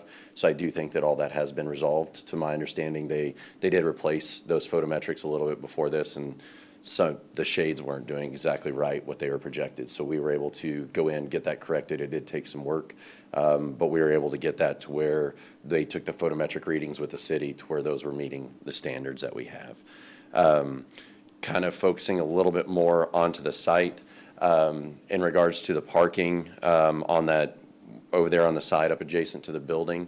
That is a fairly standard kind of layout of what we normally have that doesn't typically present a conflict of traffic. Yes, there are cars backing out, but it's kind of similar to what you'd have in a parking lot, so it's not uncommon.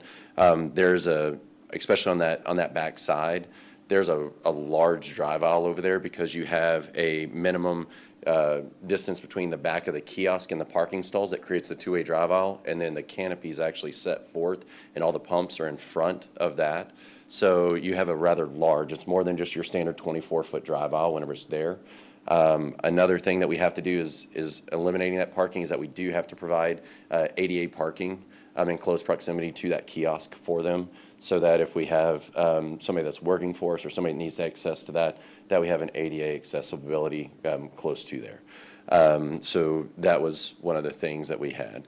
In regards to security and lighting and everything else, currently right now the facility does not have quote eyes and cameras in this area. They are upgrading that as part of the photometric and different things they were doing to this building. They're upgrading those.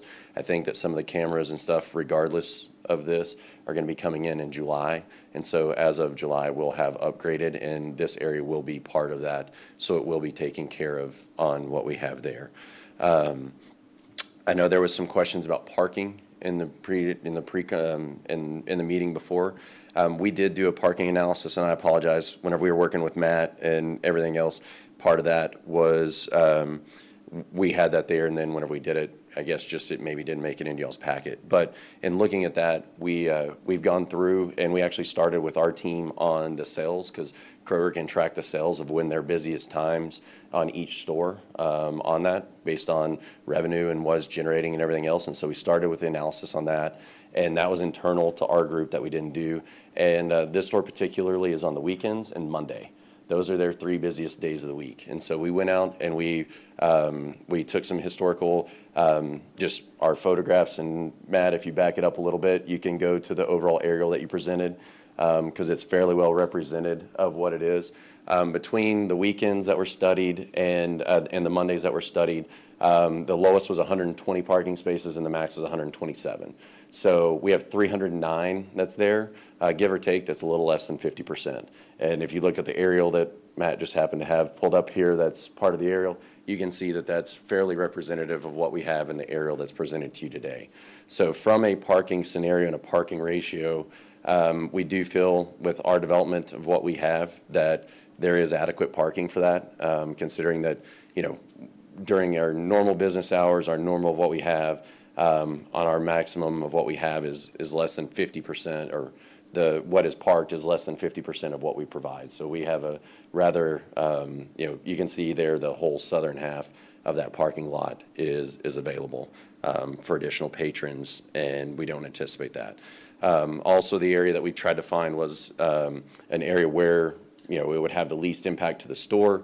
And in talking with the previous case, we've worked with Mr. Steer down there and how it was on Sandy Lake and trying to relocate it further to the east. And so that's the reason why we have presented where we have. We've tried to be working, trying to get that away.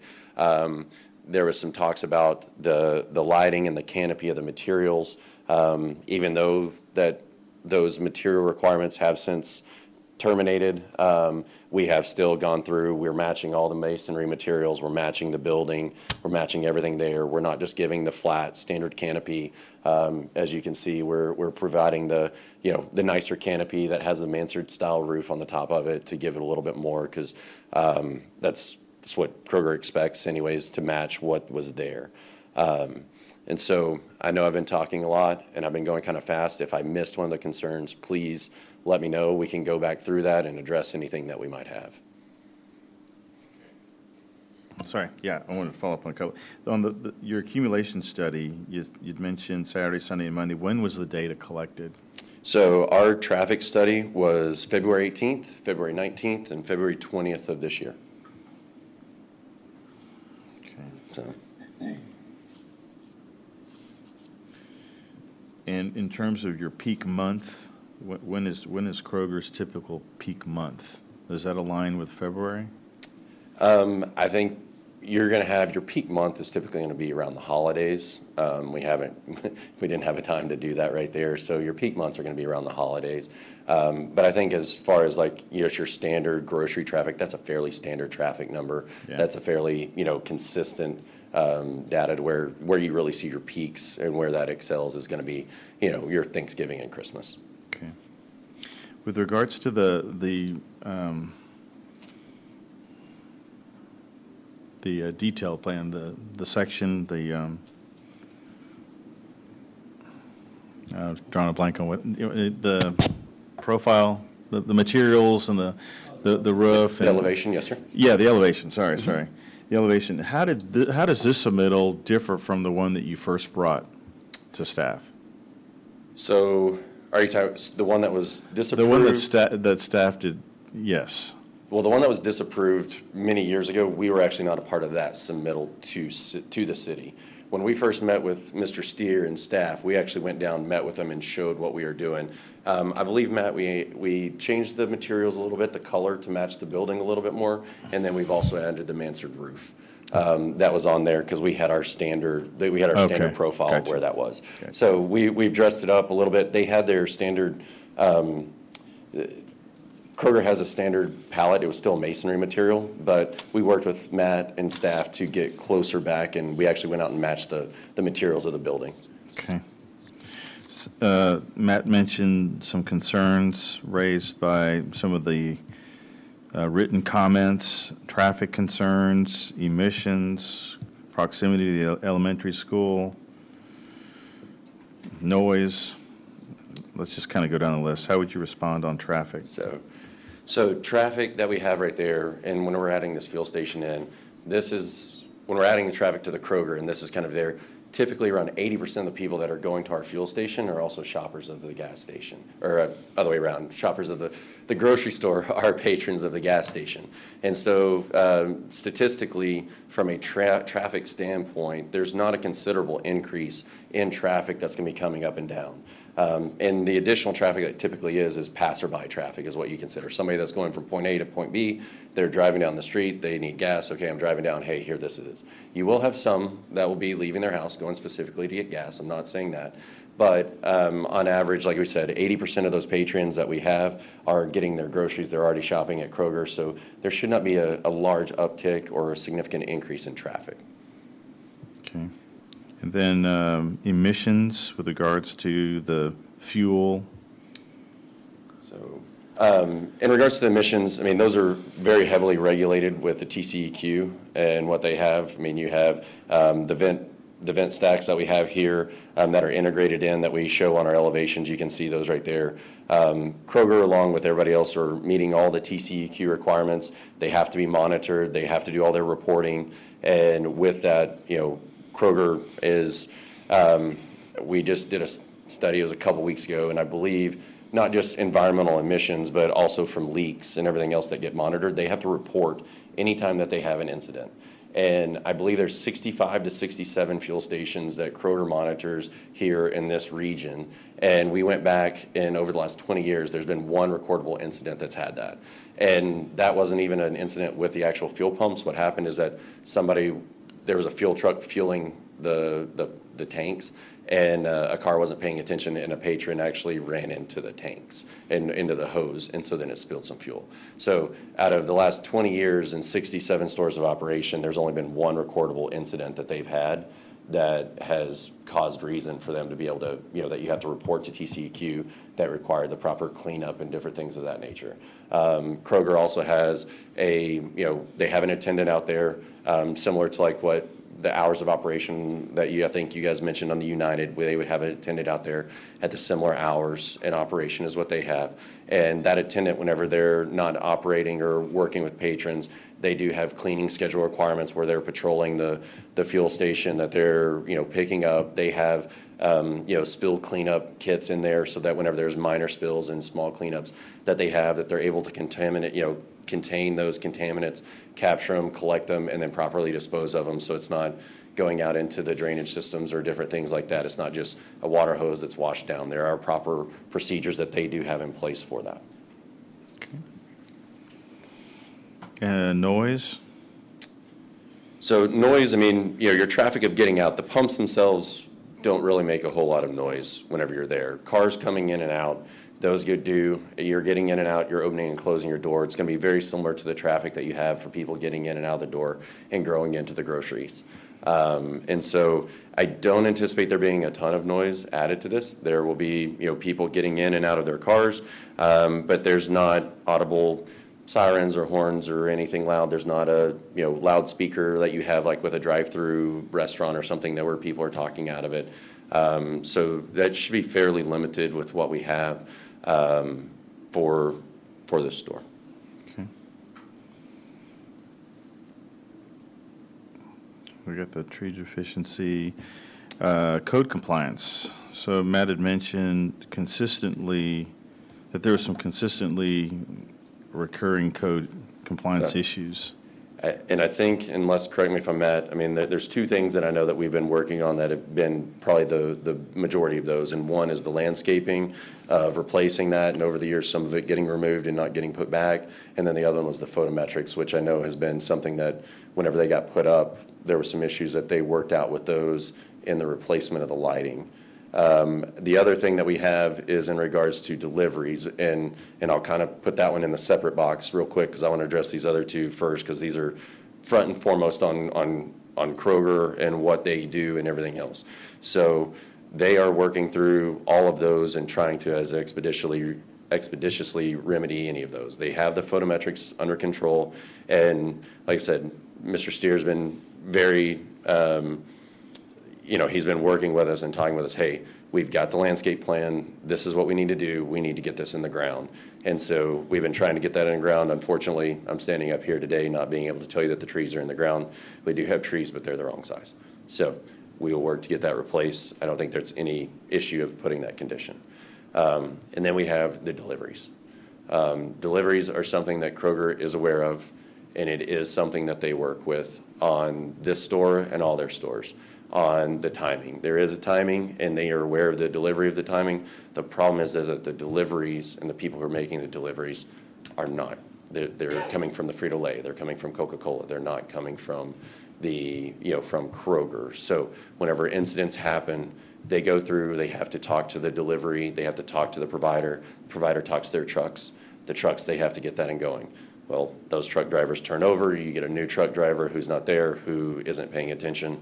So that is something that Kroger is aware of, and they do work on that, and that is something that they have to try to consistently monitor and keep track of. They are aware, I know Mr. Steer mentioned the issue of citations. Not that they're trying to use that as a crutch, but Kroger is a very big proponent of those being issued, which you normally wouldn't say. But those citations impact those drivers and their ability to work. And so if they get those, it does impact them pretty greatly. And again, we're not trying to use that as a crutch, but we do support anybody and anything like that for any time that there's anybody not doing something out there that they're supposed to. And Kroger also works on their end of things whenever they hear about it to specifically reach out and to help monitor that. And so there's 5 fueling, I guess, stations, making 10 fueling positions. Usually you see these and they're even numbers. Why is there an odd number? So so for Kroger, it's odd. It depends on who you have and how the stations lay out and how their operations work. So if you have a double stacked pumps front to back and things like that, they come in pairs. It's real nice and easy, especially if you have a convenience store. Whenever you get in line, they kind of go in and they extend out, and then there's not really that repeating pattern of put them in a row. And so what Kroger's done is they kind of have their prototypical, and they've gone through their analysis of fuel stations and saying, for these stores and this type of use, this is the threshold and this is the typical pumps that we would use, and this is the typical demand that we see for those. And so whenever we've gone through that analysis for this store, this is actually one of the smaller ones. So just so you know, this is where our templates typically start at 5, and we have 5, 7, and 9. And this being a smaller area, this being a more compact area, we did not, the demand is a little bit lower. We didn't see expanding into any of those larger footprints of the fuel station for what that is. And so we kept it in the more compact and the smaller version of 5 pumps. Yes, sir. Last go around though, you went with 4, and this time you're going with 5. So standards update and standards change. And I believe, and again, I wasn't a part of that, but I'm trying to recall from our conversations, I believe that those were stacked. Those were double, they were in pairs. I don't think they were in line. I think, whenever you pull into a gas station and they're doubled like that, and then the kiosk was in the middle. So I think that was what that is. But I also know over time, demands and size and templates and demand all changes. And then there was a comment about concern with parking, maybe remove parking. I commented angling the positions. Is there pros and cons on that? So from a Kroger's operations standpoint, we would prefer to not angle them. For the stores and for the circulation that we've seen on our stores and on our layouts that we have, angling is typically meant for whenever you really want to, if you don't have the proper drive aisles and proper drive widths that you have for there. But unfortunately, what you wind up happening is that kind of funnels one-way traffic. But then whenever you have the one-way person that has the fuel, on the other side, it's on the passenger side. If they drive a different car, then that almost encourages them to drive the wrong way down one-way traffic. And so whenever we have that two-way traffic, it does really accommodate the ability for a vehicle that has it on either side to be able to do that. So that's really the reason why we would do that. We do also have, we have rather large drive aisles that can accommodate that traffic, which is needed. I mean, we have a 30-foot drive aisle on the front to be able to have that. And then on the rear side from the kiosk, we have 28.5. And then, like we were talking earlier, there's an extra overlay there of even additional square footage that's there. This is all for carbon-based fuels. Any thought of electric fueling positions? So at this time, there has been talks internally, but not at this time to where that there's a justification or a desire. That would probably take a little bit more than just the fuel pumps because of the electric demand and the electric grid of knowing where that is. I do know just from us looking at the site, the transformers are back here in close proximity. So in the event that something like that does change, I do think that there could be potential opportunity to establish that in this area. Just right now, EVs are still turning and moving and growing and getting that right balance. And so I think that there is possibility for that, but at this point in time, we don't have anything proposed. Okay. There was a comment about the routing of your trucks, your fueling trucks. Yes, sir. As it's currently laid out, an egressing truck would swing around the backside, I'm presuming, and then hit Sandy Lake from one of the other exits. Any thought of just circling back around and coming to MacArthur? Yeah, I see adjustments to that island there on the end, but. So, yes, sir. If that was desired, that could be. We were trying to maintain, there's two existing trees right there, and there is some larger landscaping that's there for those trees. We would have to cut that landscape island and lose probably at least one of those trees to be able to accommodate that, which if that's desired, I think that we could definitely do that. Our thought process behind this is that the other traffic pattern that we shown is the established traffic pattern that currently moves right now, and so we knew the trucks could go through, access, and safely exit right there and get back out on Sandy Lake. Okay. So that is, that's their traffic pattern that they currently run right now, so we are maintaining that. We'd be happy to evaluate and even to add that, if we need to pull that back. The only thing that I'd say that might be a negative is if we made that radius larger for those trucks to accommodate, we would probably lose one parking space in one of those existing trees. Yeah. Are the trucks that currently provide shipping to and from the store, are they also of the same type, kind of the tractor trailer? So they are, but they're going to be a little bit small. They're fueling trucks. So they're not a tractor trailer. They're not a box truck. I mean, they are the tanker trucks that do that. Right. Which what about the other ones that typically service the store now? Are they also of tractor trailer composition? Yes. Or okay. Yeah, there's a truck loading dock. Yeah. On that back side where they can go in and load and unload. Yes, sir. So. For now, I don't have any more questions. It's okay. All righty, Freddie. I just had one follow-up. Yes, Again, when I look at those parking spaces, people rarely use that sidewalk because it's elevated. And again, when you're going and you're buying groceries, that grocery cart goes into that drive. And again, that's just my big concern because, again, if you were to look at that sidewalk, it's pretty tall. And most people don't use it because obviously it's a pain to get the cart off that sidewalk to the back of your car. So again, I'm asking, you don't see any challenges with that, with people bringing their shopping carts to the rear of their cars if they're parked there? For those parking spaces right now, with that being and I guess we could talk to the store manager and see if there is something there. To our team that's here today and what we've been doing, our research and everything that we have, that has not been brought up as an existing condition for the store that it's caused anything to where we needed to try to address it with this remodel at this time. Obviously, it sounds like maybe you've shopped there, you've been there, and so it's something that you have seen or maybe you've experienced yourself, and definitely something as our team can go back and look at that. It's not been something that has been brought to our attention for that being a significant issue. I do know of the grade challenge that you're talking about right there, and everything. The thought is that with the fuel center going in right there, that there actually would be less vehicles parked in that area for grocery, and so that would be relocating more people towards the front of the store. So that might naturally just kind of help alleviate some of that where the people are parking there anyhow. And one last question. And so for these dispensers, are they also going to have diesel or is it just going to be unleaded? So there should be, yes, sir. Mm-hmm. Okay, thank you. Any other question to the applicant? Yes. What's the projected gallons per month? I don't know that we have a projected gallons per month. Let me see if my team. Yeah, that's not. I don't know that that's necessarily a metric that they track or that we track on a gallons per month. I'm sorry, but I don't know that that's a metric that we really have. So. Any other questions of the applicant? Oh, Sue. I'll pipe up, I'm sorry.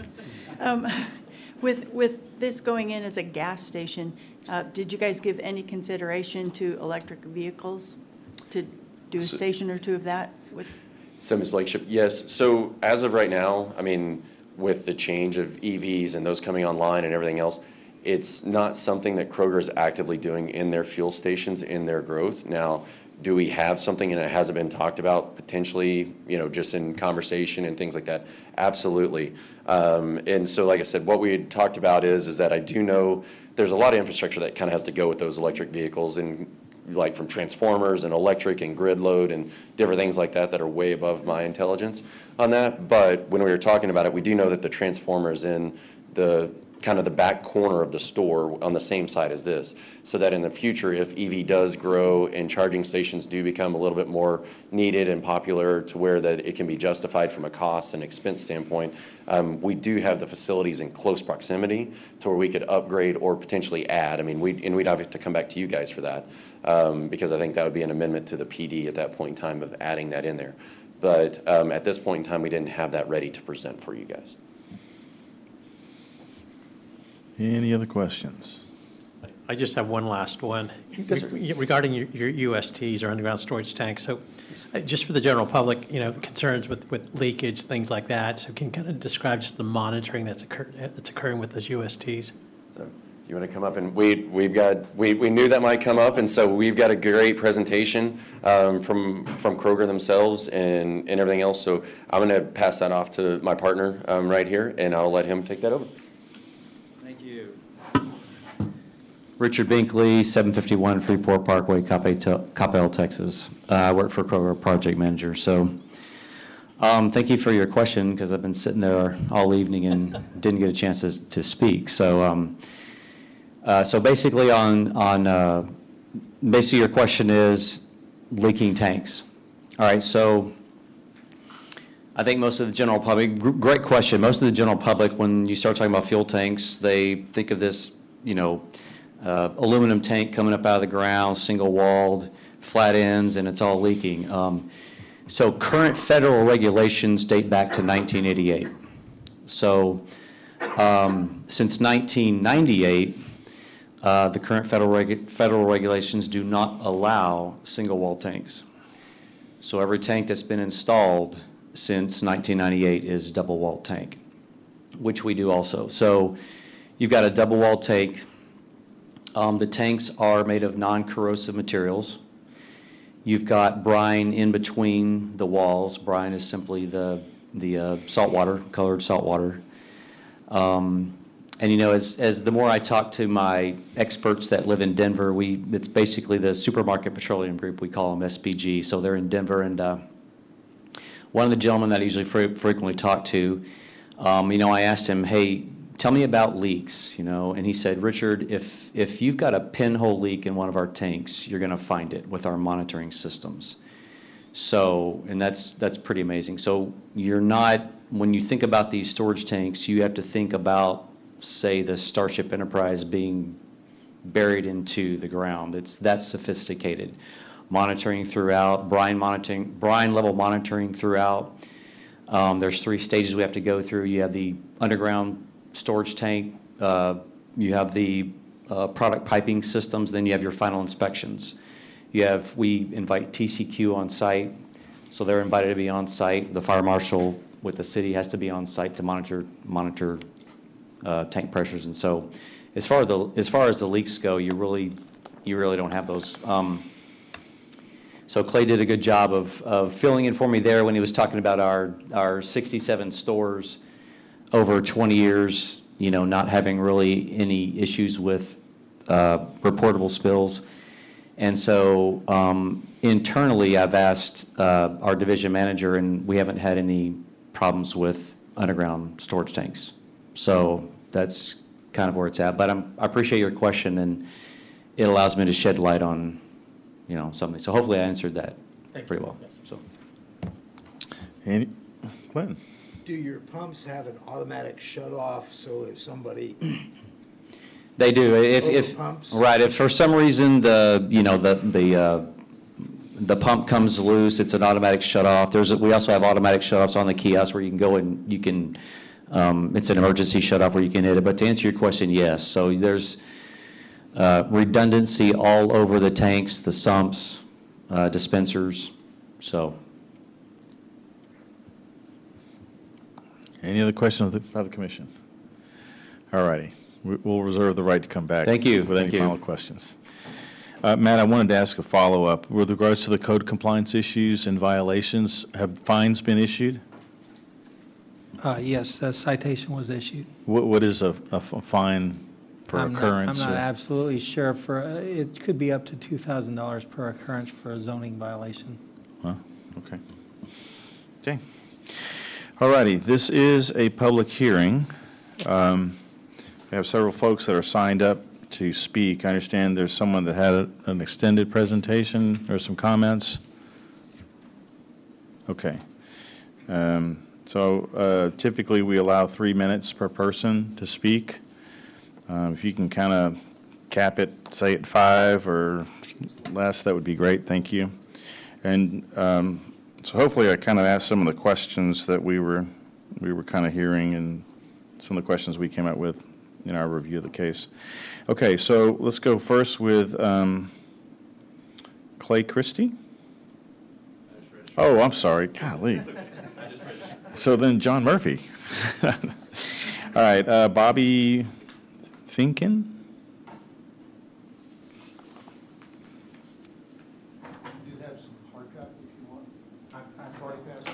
All right. Thank you. John Murphy, 931 Laguna Drive. Cammy, you have the clock. Lived there a year before the store was built. So I've been aware of the problems and issues with Kroger for a few years. When it was first opened, the lights came on, no shields. They gave us shields, real heavy ones, and they gave us trees. So we got trees the first time. This gas station, they're asking for, to me, 4 things. One is they're asking for the gas station. They're asking for extended hours, 24 hours. They're actually asking for, by my count, 10 less trees than we have or had when those trees came in. They're asking for additional light pollution because of the brightness underneath this canopy. As far as the delivery thing, that's news to me that there's ever been a citation. The only person that can cite somebody for trespass is Kroger. So they'd have to cite themselves before the police could actually give a citation. Is that true? We gave them a citation for violating their zoning. For which, for hours? For a zoning or violation, for for what? delivery hours. Delivery hours. That's the first I'd ever heard that there's been any kind of citation or control on them. As far as landscape, the original thing had more trees than they're currently doing. Then there was in 2004 when the pharmacy window came in, they gave us trees to replace trees that were missing. They also, in their text, which is in the current proposal, they were going to turn off the lights in the back because they're never used. And for 10 years, they were off. Okay, a correction to their proposal. That comment was not a PD amendment, so that should have been deleted from the plan. So that was item number 9. Right. Of their PD amendment dated May 11th. Yeah, so that should actually come off of their proposal because that was never a PD condition. I believe it is if you go back to the site plan for that condition. For the SUP? 2004, yeah, in Oh, 2004. okay. I stand corrected then. So wouldn't that mean that it's still a condition? Because they're not asking to remove it. Right, yeah. If it was part of that SUP, I was thinking that it was not part of that SUP. Okay, it's currently on the site plan. It's really, you have to find and search to find where you can find a legible version of it, but it's in there. Okay, yeah. I can present that if you need it. Yeah, I apologize. As far as the electric permit and the lights, yes, they go and build them without a permit. We have to complain. They get a permit. Something that should have taken 4 to 6 weeks, 70 weeks later, a lot of glare that we had for 70 weeks until they finally finished it just a few months ago because of this application. The current application, the trees, obviously, they now realize they put in the wrong size trees, which were just kind of shows me kind of the quality, unfortunately, of the organization. The organization just doesn't have the memory of what they've done, but every time they want something, they seem to offer trees to the neighborhood. As far as the hours of operation, I would recommend actually cutting it short so that there's a reason for them to come back for additional hours, and then we can get trees that'll be replaced, because that seems to be the way they work. As far as the fuel truck routing, I guess my suggestion is that turning onto Sandy Lake, that is a 4% uphill grade. It is a kind of a dangerous turn, and depending on the time of day, and I'm not sure when they're going to be fueling, that is kind of a dangerous way to try and get back onto Sandy Lake. Where in the red arrow, if they just curved around that was suggested, I think it'd be safer for everybody. And it would also prevent another truck from going around the back. There's also a handicap van space there. Doesn't have a curb cut, and actually that sidewalk doesn't give you the accessible path that you need, because a handicap space has to be able to get into the building. The sidewalk actually chokes down near the entrance to lessen what a handicapped width would be. So they haven't, this is, I recognize they're focused on a gas station. They aren't really looking at everything. Going back to the landscape plan, I don't know if you want to go to that. There's a couple in green that are actually kind of sickly that they're still keeping. There's gaps along that west wall. There's some gaps. Some of that is because there is a drainage inlet on that side, which trying to put a tree on top of it really doesn't work very well, but they aren't landscaping the gap between it and the wall. And there were trees there before. So they haven't actually compared what they're currently required to do. They came up with a new plan, just kind of going out there and seeing what they wanted to do. So they're actually asking for less trees than we had under the original plan. The tree survey actually has missed a few of the trees that have been taken out. It's a little hard sometimes to see them, but there are some trees there that are fairly large. The emergency shutoff, let's see if you can go to the signage or the elevation. Yeah, go back one. On the elevation, the sign is facing east. The people that are dispensing fuel are north and south. So if you're going to see the sign, you're looking at the edge of the sign, not actually, and it's down low. So it would seem like there needs to be a sign that actually the people that are going to potentially spill fuel can see where the cutoff is and not have it in a location they can't see. Going to numbers, the photometric plan. I guess I always love it when it's kind of, we make no representation as to completeness or accuracy. That gives me confidence as an architect on anything that I wish I could produce that. But that's part of their notes in the side that I've enlarged.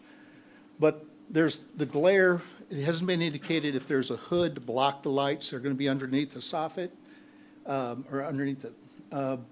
And the issue is the foot candles. If you look at the plan, it says that the foot candles are 40 to 67 foot candles under the canopy at the pumps. If you go to what actually the Illumination Engineering Society would recommend, it's between 10 and 15. The front door is only at 4.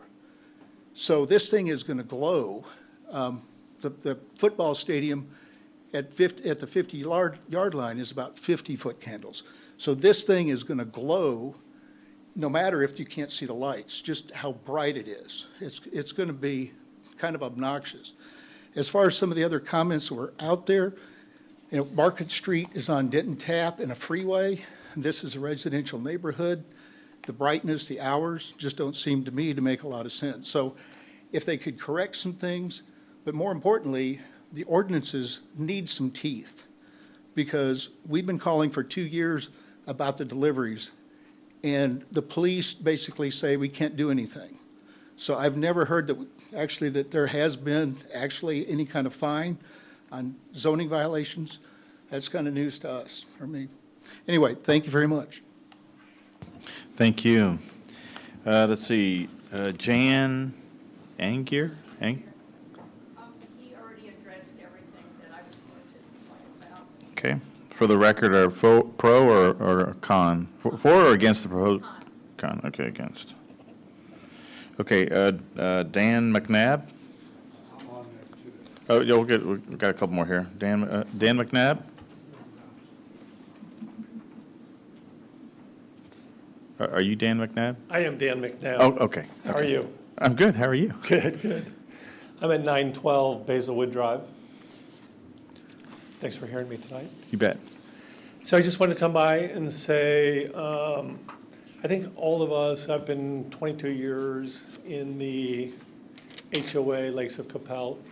A gas station on the east side of town would be welcomed for us. Also, big fan of the Fuel Points program, which allows us to save $35 per tank if you fill up. And that's a nice thing to be able to do.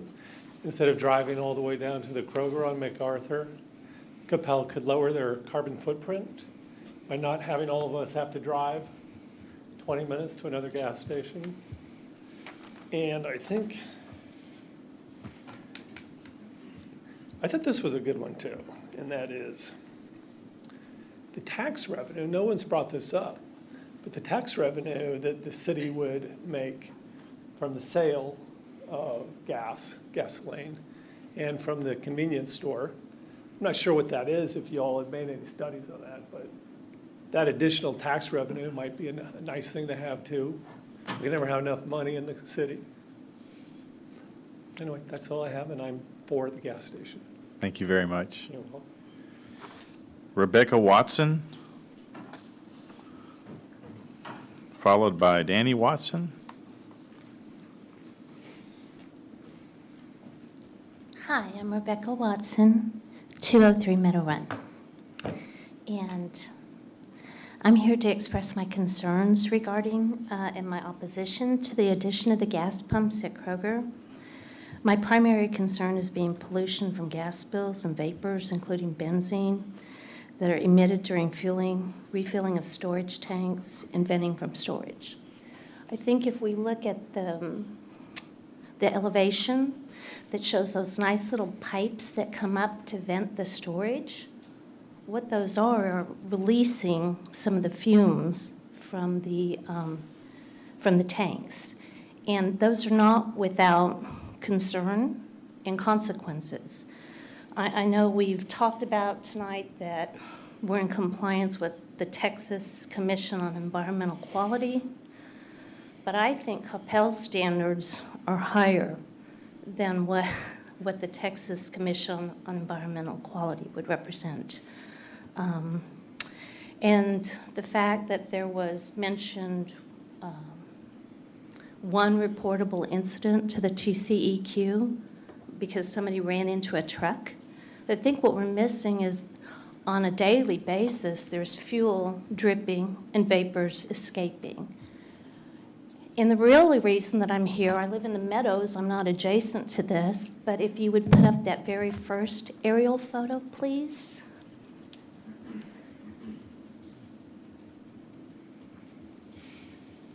Back one. So if I'm at those pumps and I go catty corner across the street, I'm at Lakeside Elementary on their playground with all their children. And I just feel that we need to look into perhaps something beyond we're using the right color and we planted enough trees. I think we're talking about something more than that here. I think the Kroger, when it came into being, was a neighborhood grocery store, and I think everybody welcomed that. At this point, we're not even talking here tonight about the electrical options for the fuel. We're just saying we're going to put in 5 pumps. And I just don't think that the environmental standards have been addressed sufficiently. Furthermore, I know that Planning and Zoning has contacted the neighbors, Lakeside Elementary. Oh, and then, of course, catty corner, across Kroger on the other side is Universal Academy. And we see those children outside playing all the time, too. So from the vents going up with the benzene being emitted to accidental spills that may or may not necessarily be reportable, they happen on a daily basis. Stuff gets spilled. I think it presents a real problem to our children. I know that Planning and Zoning has contacted both the CISD, got a notification that this was going to happen, that Kroger was requesting gas pipes. But I talked to the communications director today at CISD, and none of the parents at that elementary school with those children playing outside less than 200 feet have been contacted. Additionally, I talked to the people at Universal Academy. Those folks, the administration has not communicated to the parents of those students that, that this is a potential problem for them. So I just, oops, I lost my place, I'm sorry. I just think that I would recommend before you consider this further that there's a big population of folks that may not know this is going on, and I think that their voices need to be heard and their input needs to be considered, and I would recommend you putting this off for another month until we can make sure that those people that will be impacted have been notified. Thanks a lot. Danny Watson? While he's coming down, I don't have anybody else registered. Others? Okay, one. Oh, I did? Sorry. Sorry. Oh, yeah, definitely. Okay, we'll get you. Danny Watson, 203 Meadow Run, Coppell.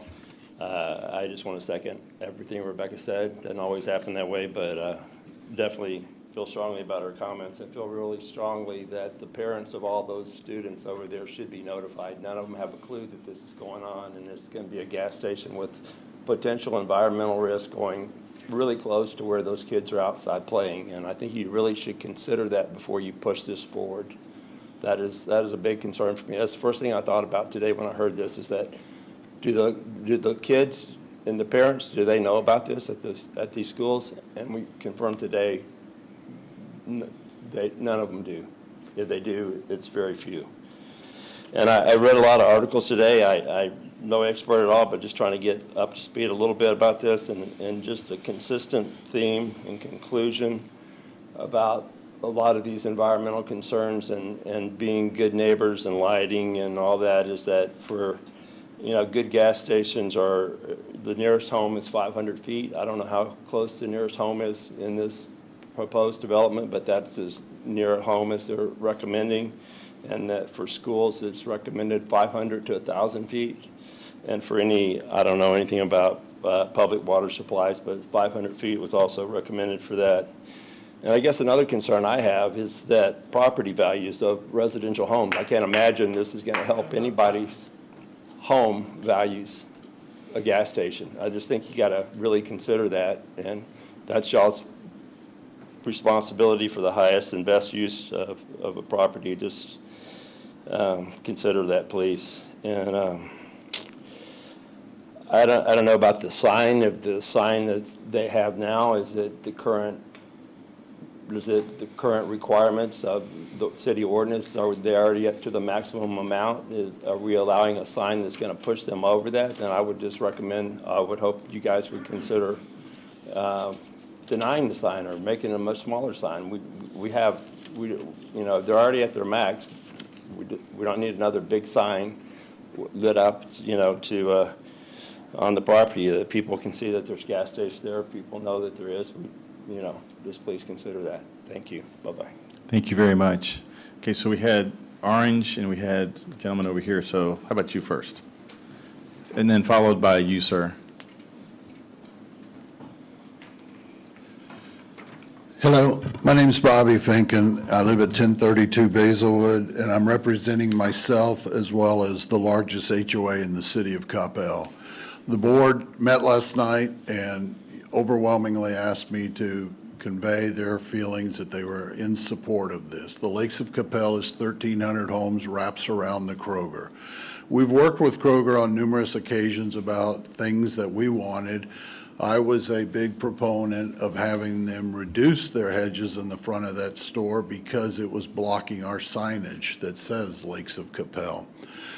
From a convenience standpoint, there are 6 gas stations on the west side of Coppell. There are none on the east side. We've, for a long time, wanted to have some development over there. There was a huge shopping center. That shopping center was eventually converted to a school. We currently have the Kroger, the Chase Bank, a pizza place that's quite small that you can't sit in the CVS. In the event you need gasoline, and if you look at the maps, most of the Metroplex is east of the Lakes of Coppell.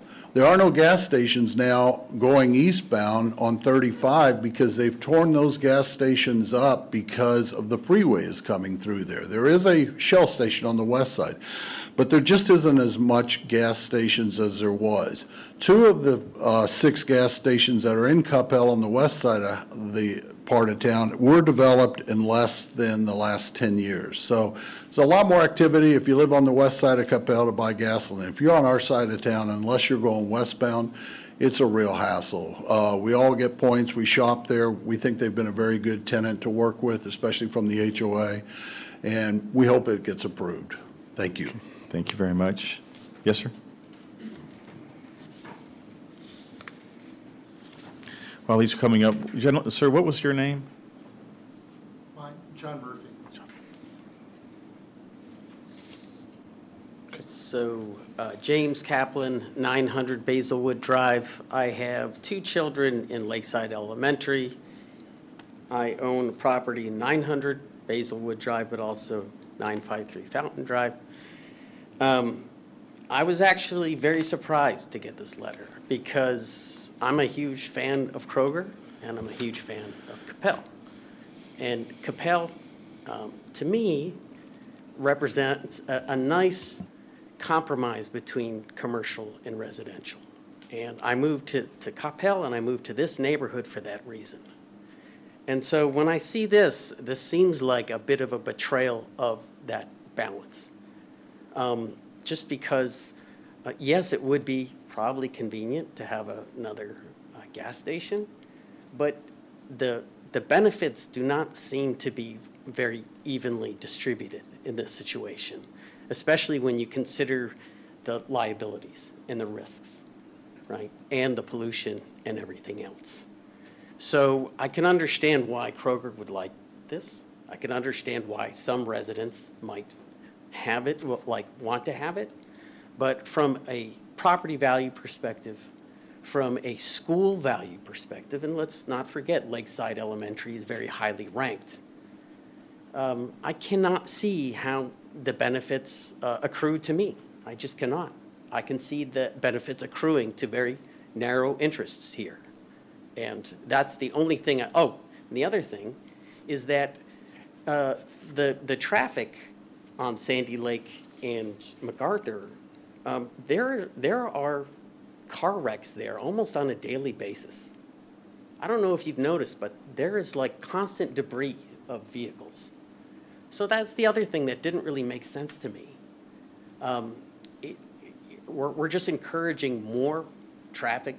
And also the traffic going to Lakeside Elementary every morning. Now they have to compete with the traffic going to the gas station. So it doesn't, to me, doesn't even make much sense logistically. So I get why Kroger wants to do it. I would imagine that if more people knew about this, they would be here voicing opinions that are similar to mine. Thank you for your time.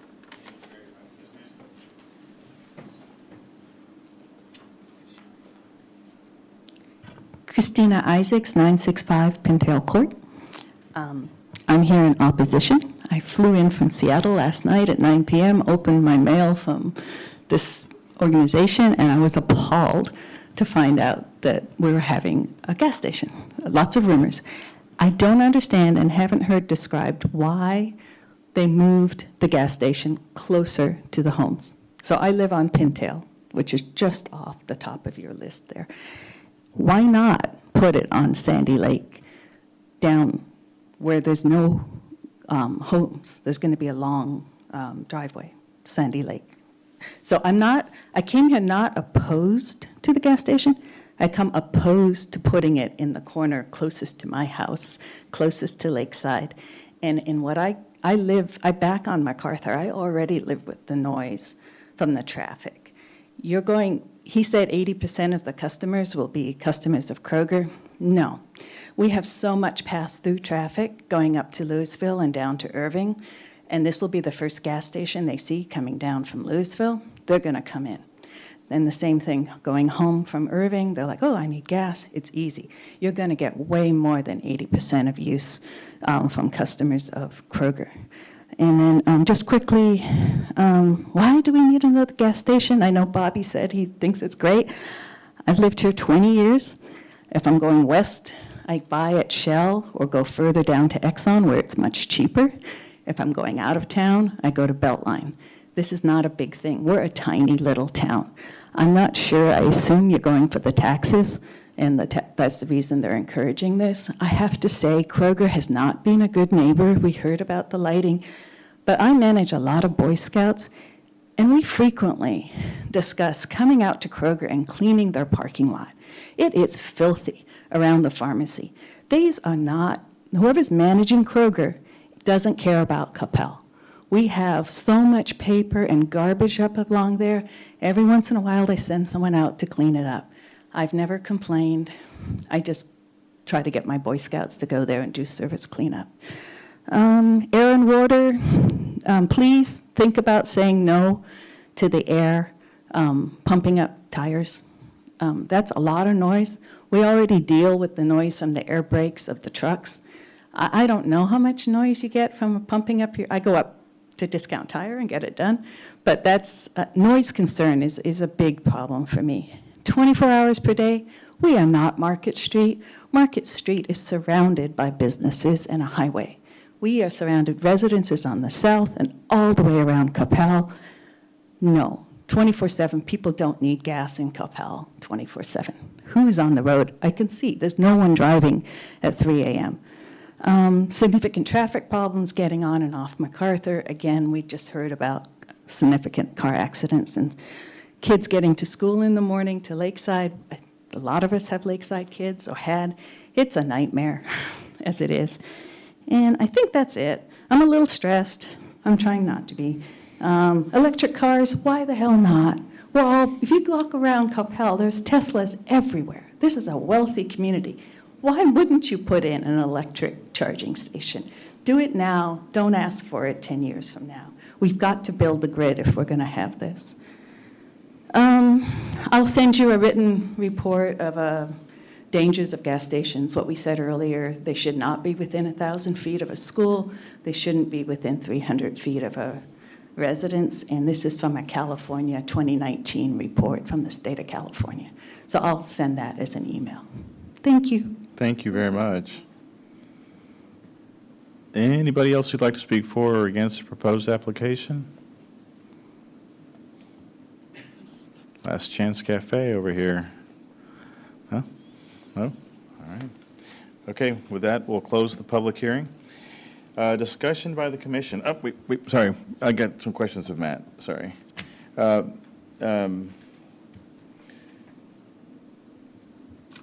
Just thinking about the comments on the environmental implications and proximities to school and proximities to residential. It didn't really quite hit me until somebody pointed out the stacks, and I started thinking about it. The predominant wind pattern, southwest to northeast, puts that if there's vapors, toward Lakeside. And when there's northers, it's from the northwest to the southeast. That's universal. So if there's any issue, I know there's compliance with TCEQ, but so from staff's perspective, I mean, I heard citing California reports, but from staff's perspective, is there any concern on environmental issues, vapor, those things?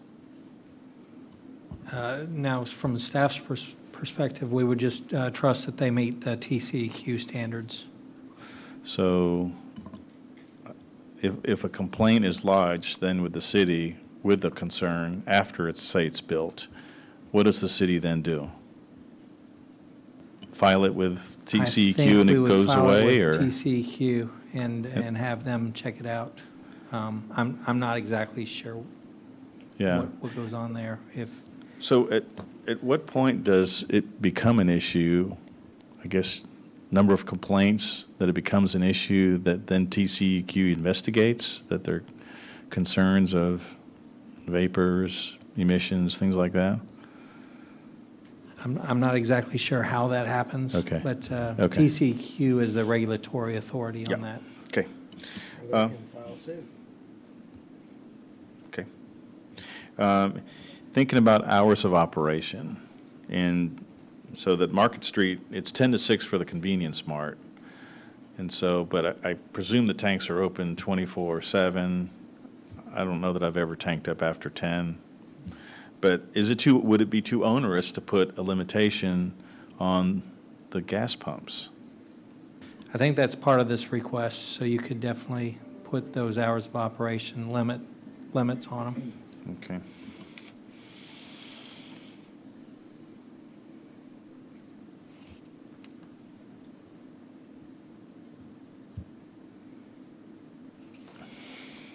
Okay, thank you, Matt. Comments by the commission? Or are there any follow-up questions by the commission on the applicant? I have some follow-up questions, but I think they're directed more towards Matt and maybe even Fire.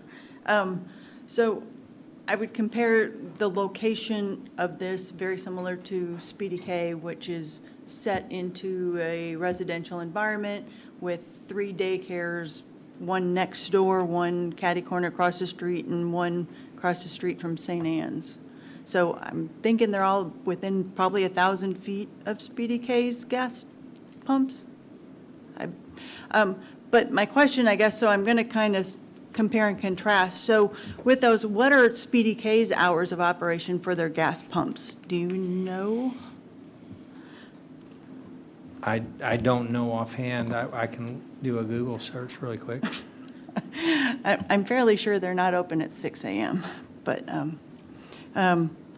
so I would compare and contrast those with, and Speedy K has those 3 new homes going in directly across the street.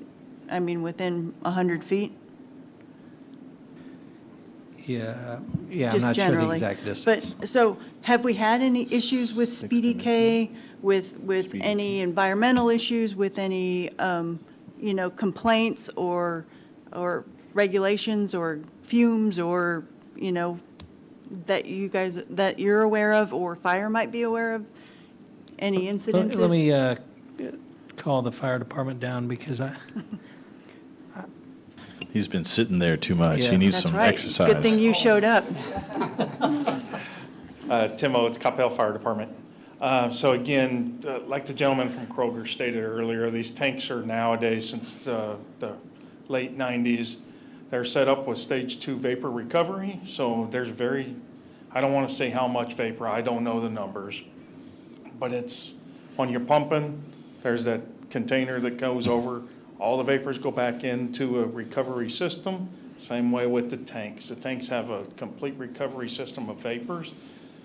We've had 0 complaints from any of the service stations in my 19 years here and 32 years of doing fire marshal work.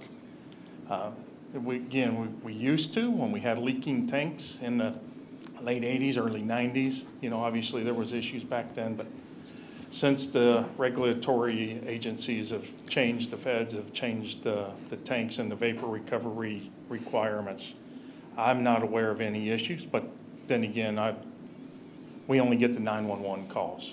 So I only get the emergency calls, but I'm not aware of any nuisance calls. Gotcha. Yeah. With that vapor system in place, would you have concerns if it was your children or grandchildren at the school across the street?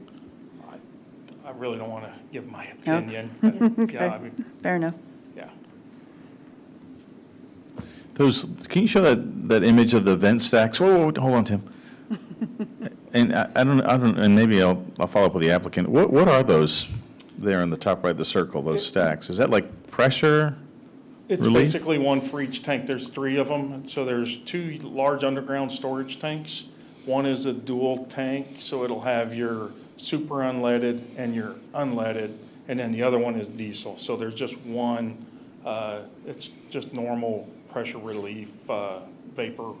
But again, it's got a recovery system, so I don't know exactly how much comes out of that at any given time or over a lifetime of or per week or how many whatevers, but I don't know that answer. Okay.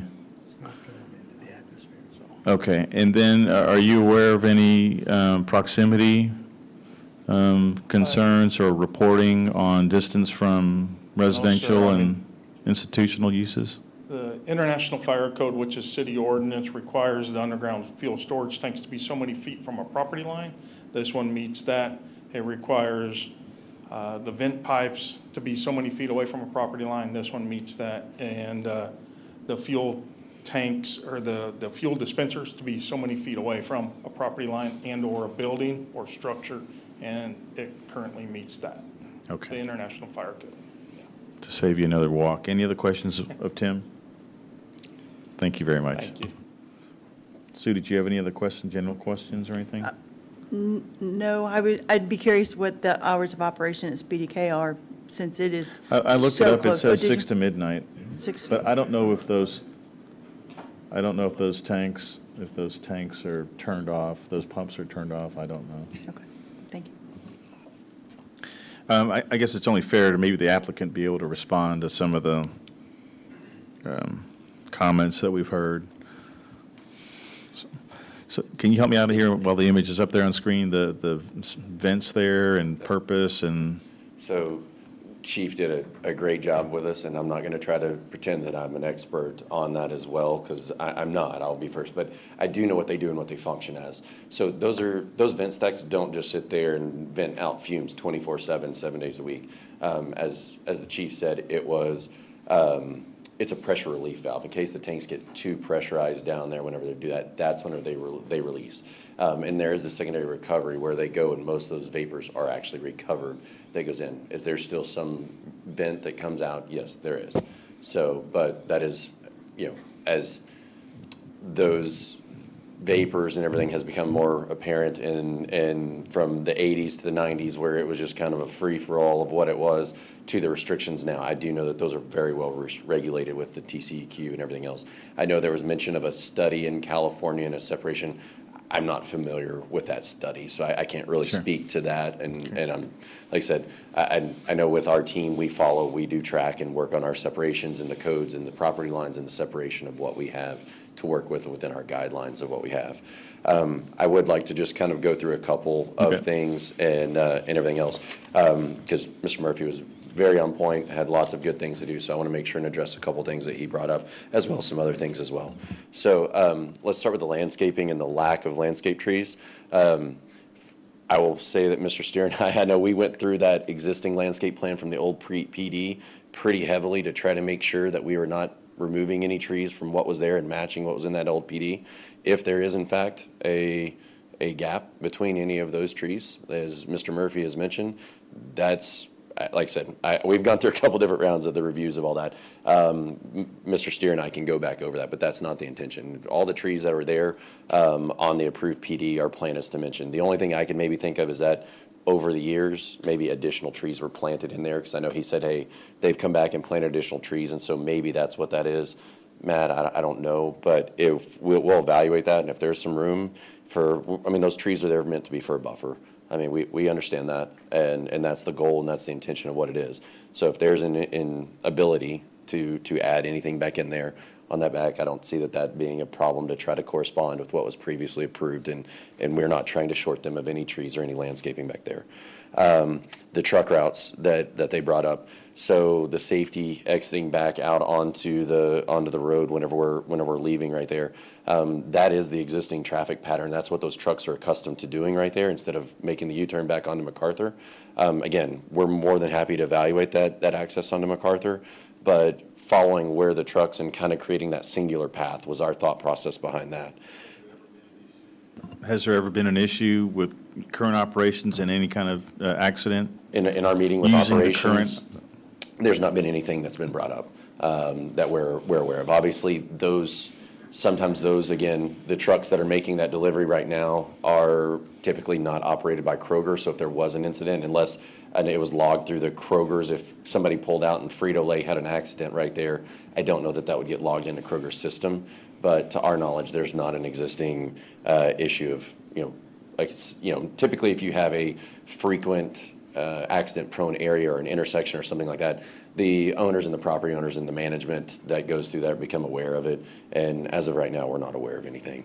I know there's a question about the ADA route. It's a small thing, but that ADA parking space that we actually have there does not serve the building. So there's not an ADA route intended to go from that parking spot to the building. That ADA route, that ADA parking space goes to the kiosk. It has to be for the fuel station is where that's at for whenever they go and they connect into that. So it wasn't a misstep. I understand how you could be very easily led to say, no, there's not a ramp, there's not anything there. Well, it has to go in there. It's required by code to provide it in case we have someone that needs to use the facility that has a disability there.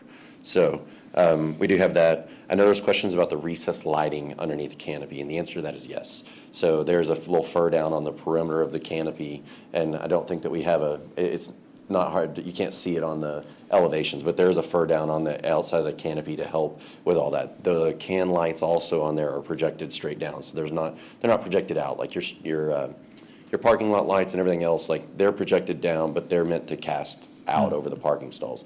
These are not. They're meant solely to project down and as a safety. They're meant to project down and light up the fuel stations just to create a safe environment when you're fueling your vehicle. What about the glow, the overall glow, and the foot candles?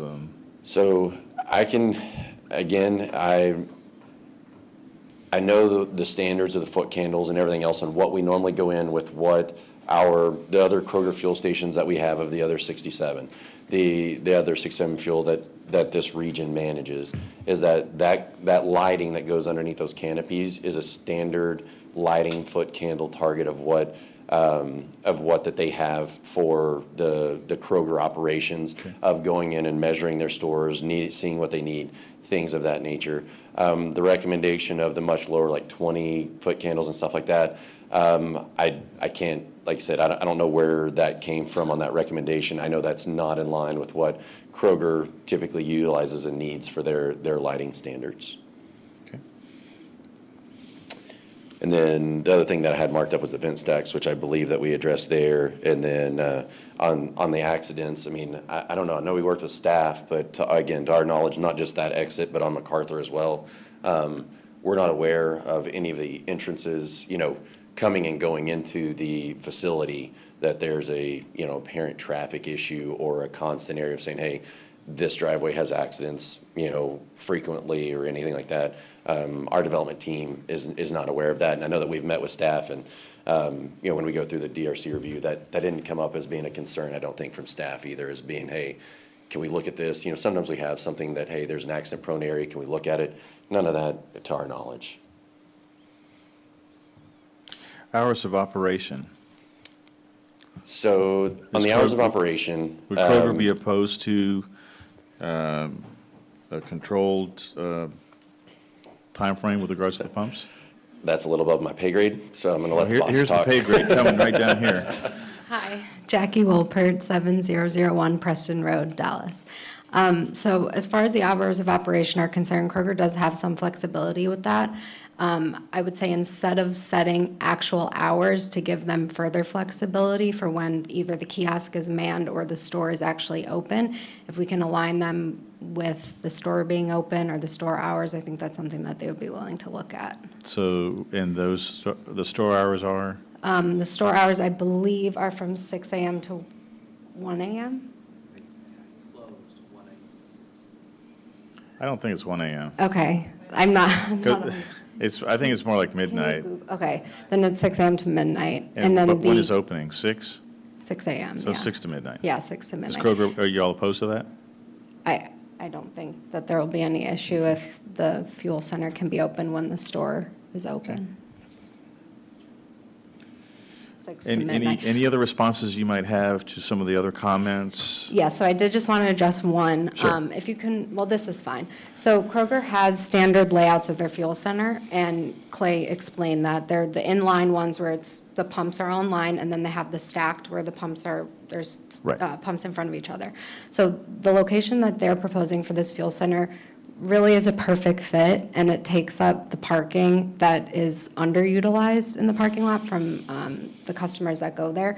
If they were to move the fuel center into a different location in the parking lot, they would most likely change it to a stacked format, And that would not only take up more parking, but then you would have more traffic in the prime parking area, and also the trucks that deliver fuel would have to service and drop fuel there. So that would just be even more congestion and more safety concerns in prime area of the parking lot. So that's one of the reasons that they chose that location. What about the code issues and compliance, and I don't know how long ago the fine was issued? I believe it was a year and a half, maybe 2 years ago. So, but I've heard the comment of numerous code violations. Yeah. So how do we fix that? So And I know it's not really tied to this, but it's kind of No, tied I to this. understand, yeah. So the landscaping Kroger's addressing, like Clay had said, if there is additional trees that have to get planted, Kroger's on board. We talked about this before the meeting and apologized that the landscaping crew installed the wrong trees, but that will get addressed. You can take our word for it, it definitely will.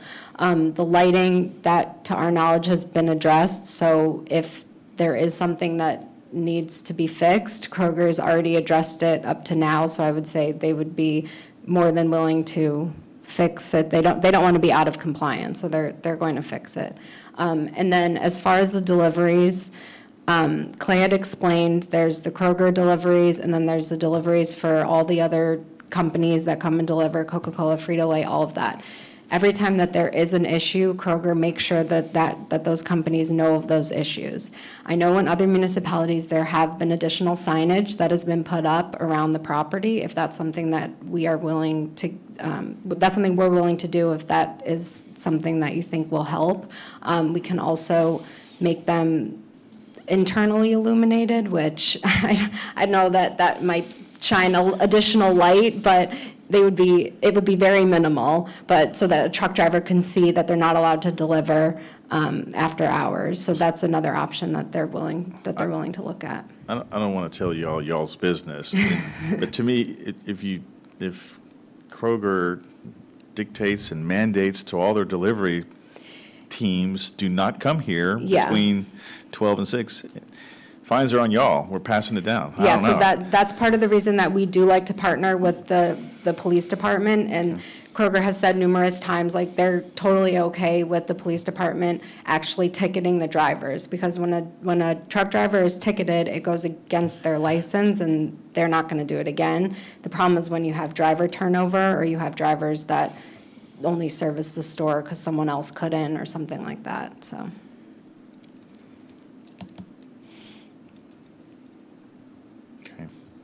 And from your perspective,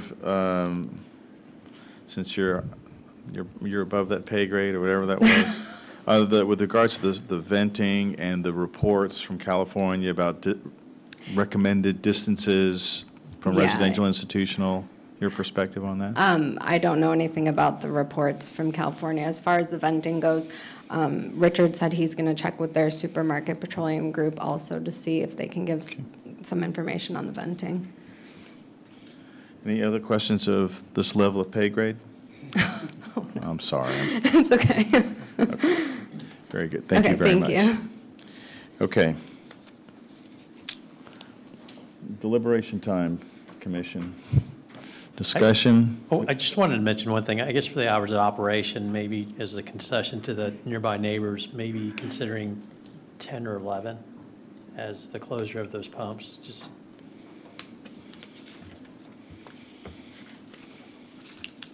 Okay. Who wants to go first? Cindy, you want to fire away? Okay. Yeah, we can start down here. Get ready, Ed. Yep. So I don't live in this part of Coppell, but I go over to Marco's a lot to get pizza, which is close by. And I end up going like often between 5 and 6, and I see how congested this intersection is. Holy cow. And you know, the schools, both schools, kids are still going in and out of the schools, and buses are going in and out of Universal Academy.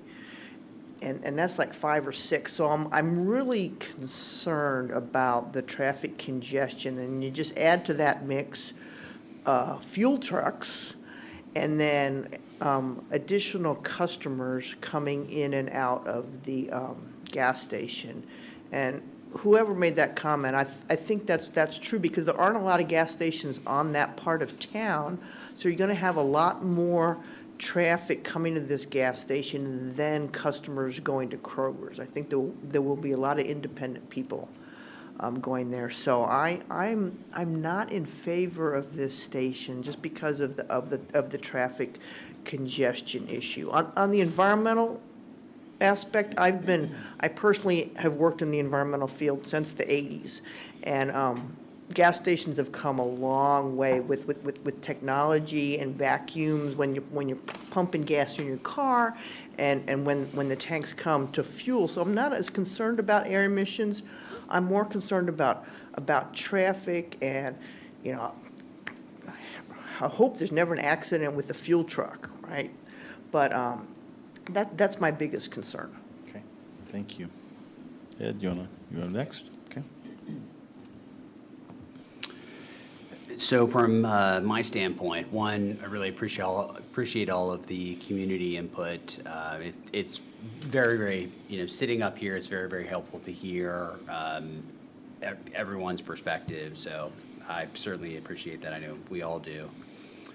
From a concern standpoint, so from the hours of operation being a disconnect from when the store is open, I think that's a good compromise to either.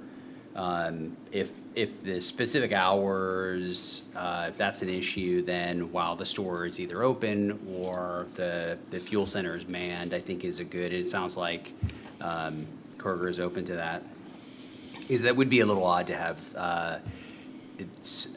dispensers on when there's no employees nearby. It is a bit of an issue that there's no sight lines or cameras. A bit of a concern, but not necessarily an overwhelming concern. And Matt addressed from a plan standpoint, the fuel pricing sign not being on the canopy. And then, my biggest concern was what I mentioned earlier, was the flow into by the first dispenser on the southern part of the site. And I've been looking at this, going back and forth with the aerial. It is pretty tight, but to Matt's point, it probably you're going to have the car going the opposite way, which actually would maybe a bigger issue, because then they're going to try to egress out of the intersection. So the pinch point is probably my biggest concern. And I don't know if there's a way to mitigate that, or if after the fact that becomes an issue with accidents, what have you, if there's an ability to mitigate that. I don't know that if I have necessarily an answer to that. But if that's something we could potentially look at, that would be helpful. But in terms of the modifications to the request, I'd be in favor of the hours. I don't know that I would necessarily want to restrict it to 10 p.m., but I haven't given that as much thought. But keeping that with when the store is open or the station is manned, I think is fairly important. Okay, thank you much. I guess my turn. So at first I wasn't really I had some current concerns on some items with regards to the proposed application. Environmental wasn't one of those, but thank you to those raising some of those issues. But hearing some of the response about the pressurization and how modernization of the workings of that, I'm feeling a little bit better. That might be my concern point, but Sue raises a great point, although that could have been a prior condition, Speedy K being there first and development came in after, but, the proximity thing. So that might be one of my concerns. So thank you for evaluating the trees and the perceived net loss in those trees, that you'll evaluate that. The routing, I'm okay with the routing of the truck. It's been operating currently in that format. There has not been any reported accidents, at least. Trip generation, I'm not kind of getting that. I very much believe in pass-by and capture, trip capture. Just kind of looking at some of the trip generation numbers for a convenience store with gas pumps or a gas station, there is anywhere from 70 to 80% that's pass-by or diverted. That traffic is already out there. So kind of my calculation, it'll be about net 12 trips in the PM peak hour. So in PM peak hours when most land uses are operating, that's where there's a lot of activity going on, different from the schools. But I do get Sue's point about, yeah, maybe if you got cars coming in and out because of the fueling, that maybe there may be some operational, but I think that might settle down. But I don't believe that trip generation per se is the issue. I'm totally fine with the parking. I've been walking to this site for 20-something years, and I've never seen that parking lot full. Once or twice, maybe 80%. Never seen any cars use those back stalls. And maybe the fix might be employees park back there just to kind of free up spots if needed. But I don't believe parking is going to be an issue, so I'm okay with that. Signage, thank you for not having the pricing on the canopy. For not having on the canopy. I'm okay with the monument sign. I think that's going to work okay. I do appreciate that you'll look at the foot candles, the glow, that you'll evaluate that. I think that just per se that there's a glow issue, maybe we just kind of double check to make sure that we're not creating something too onerous there. Thank you for the store hours. I think that's kind of a win-win for everybody. 6 to 12. Freddie, I think that might be a little bit of a push, but, that's, at least between midnight and 6 a.m., who's going to be getting gas? That's kind of, I'm there on that. And I do appreciate, ma'am, your comment regarding that issues dealing with the store will get addressed, and that Kroger will not be not in compliance. To me, that goes very far. So I would like to hold you to that standard going forward. There was a comment regarding noticing. I firmly believe our community has done all the required noticing, so I don't believe that that's a surprise to anybody. It's within our standard protocols there. A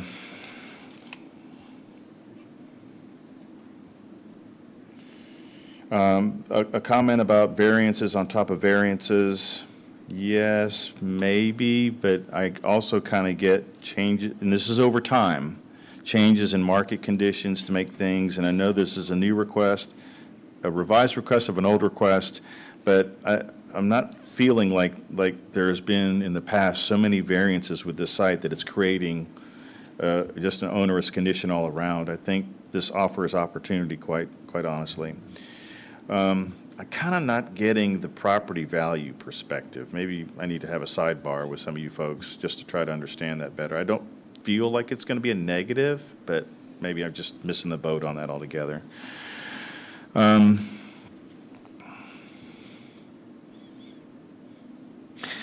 Great point, Ed, regarding the I'm going to call it number 10 on the site plan, the end, how close it is to the drive aisle, the ingress-egress drive aisle. I would ask that the applicant take a look at this. I don't know if this is possible. Is it possible that you only have one half side, like you have the inside and not the outside, just to, and I don't know how you would do that. Maybe it's a landscaped end cap or something. I don't know. I don't know if it blows up the model, but to me, that's an on-site issue that the applicant would have to deal with, but I really kind of get it, that it just seems tight. And so that might be something to take a look at if you're able to do that.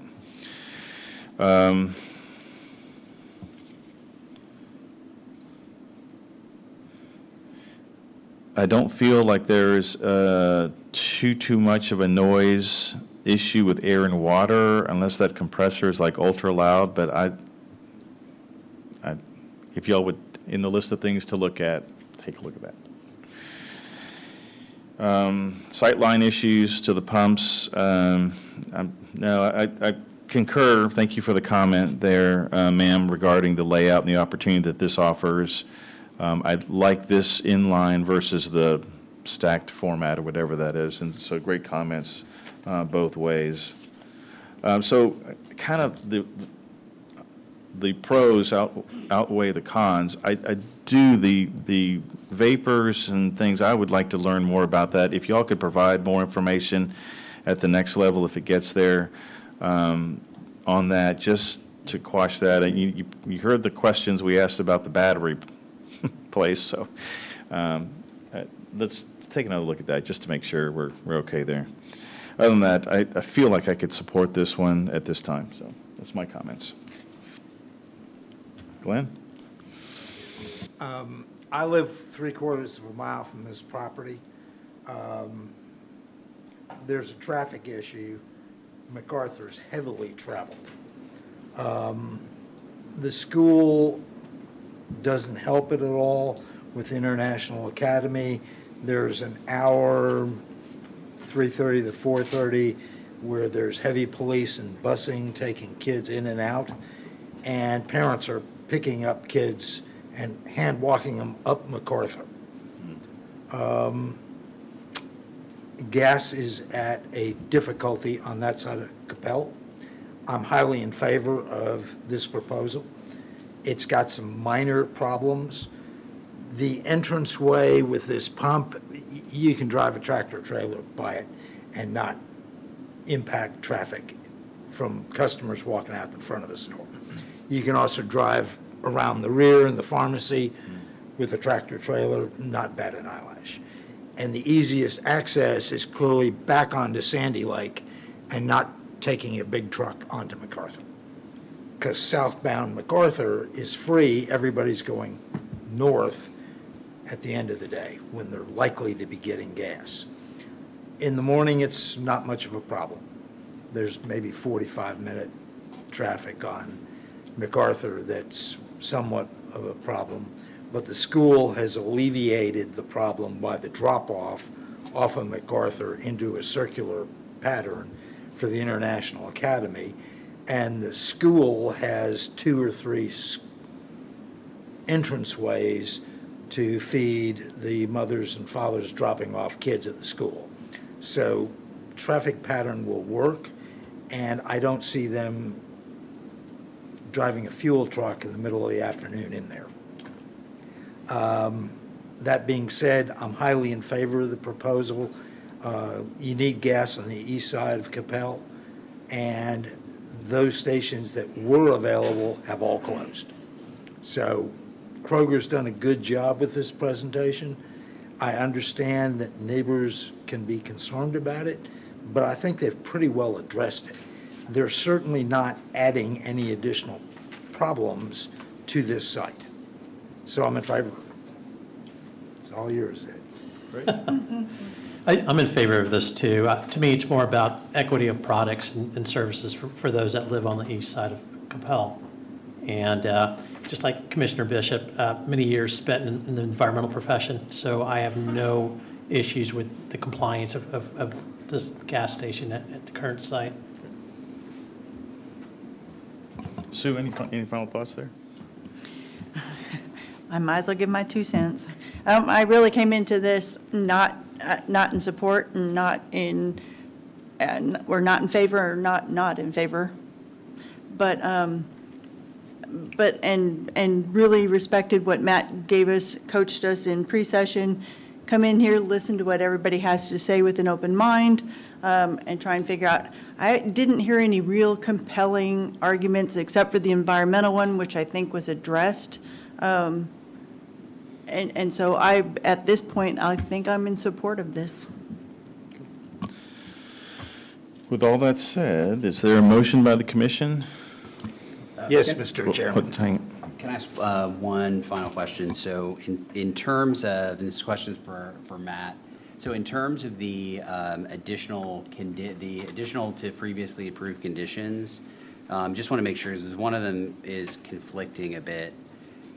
Are we referring to the previous conditions from 2005? Are you referring to the previous conditions from July of 2005 in that comment? Yes. Okay. So the third condition was changing the start of the operational hour for for the gas pumps from 6 a.m. to 7 a.m. And so in this condition, we're saying when the store is open, so it would that would supersede. Would that be the intent? These right here are my conditions. Our staff's conditions. Okay, got it, got it. So I think what you were looking at was maybe one of the responses. Okay, perfect. Sounds great. Sorry. So what you were looking at was maybe one of the responses, not staff's conditions. Oh, These perfect. These are staff's conditions up on the screen. Great, thank you. Okay. Okay.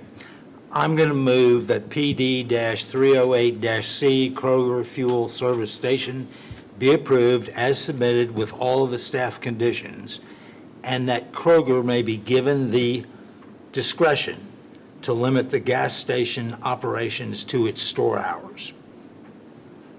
Okay. We have a, Can you make a modification and take out the word discretion?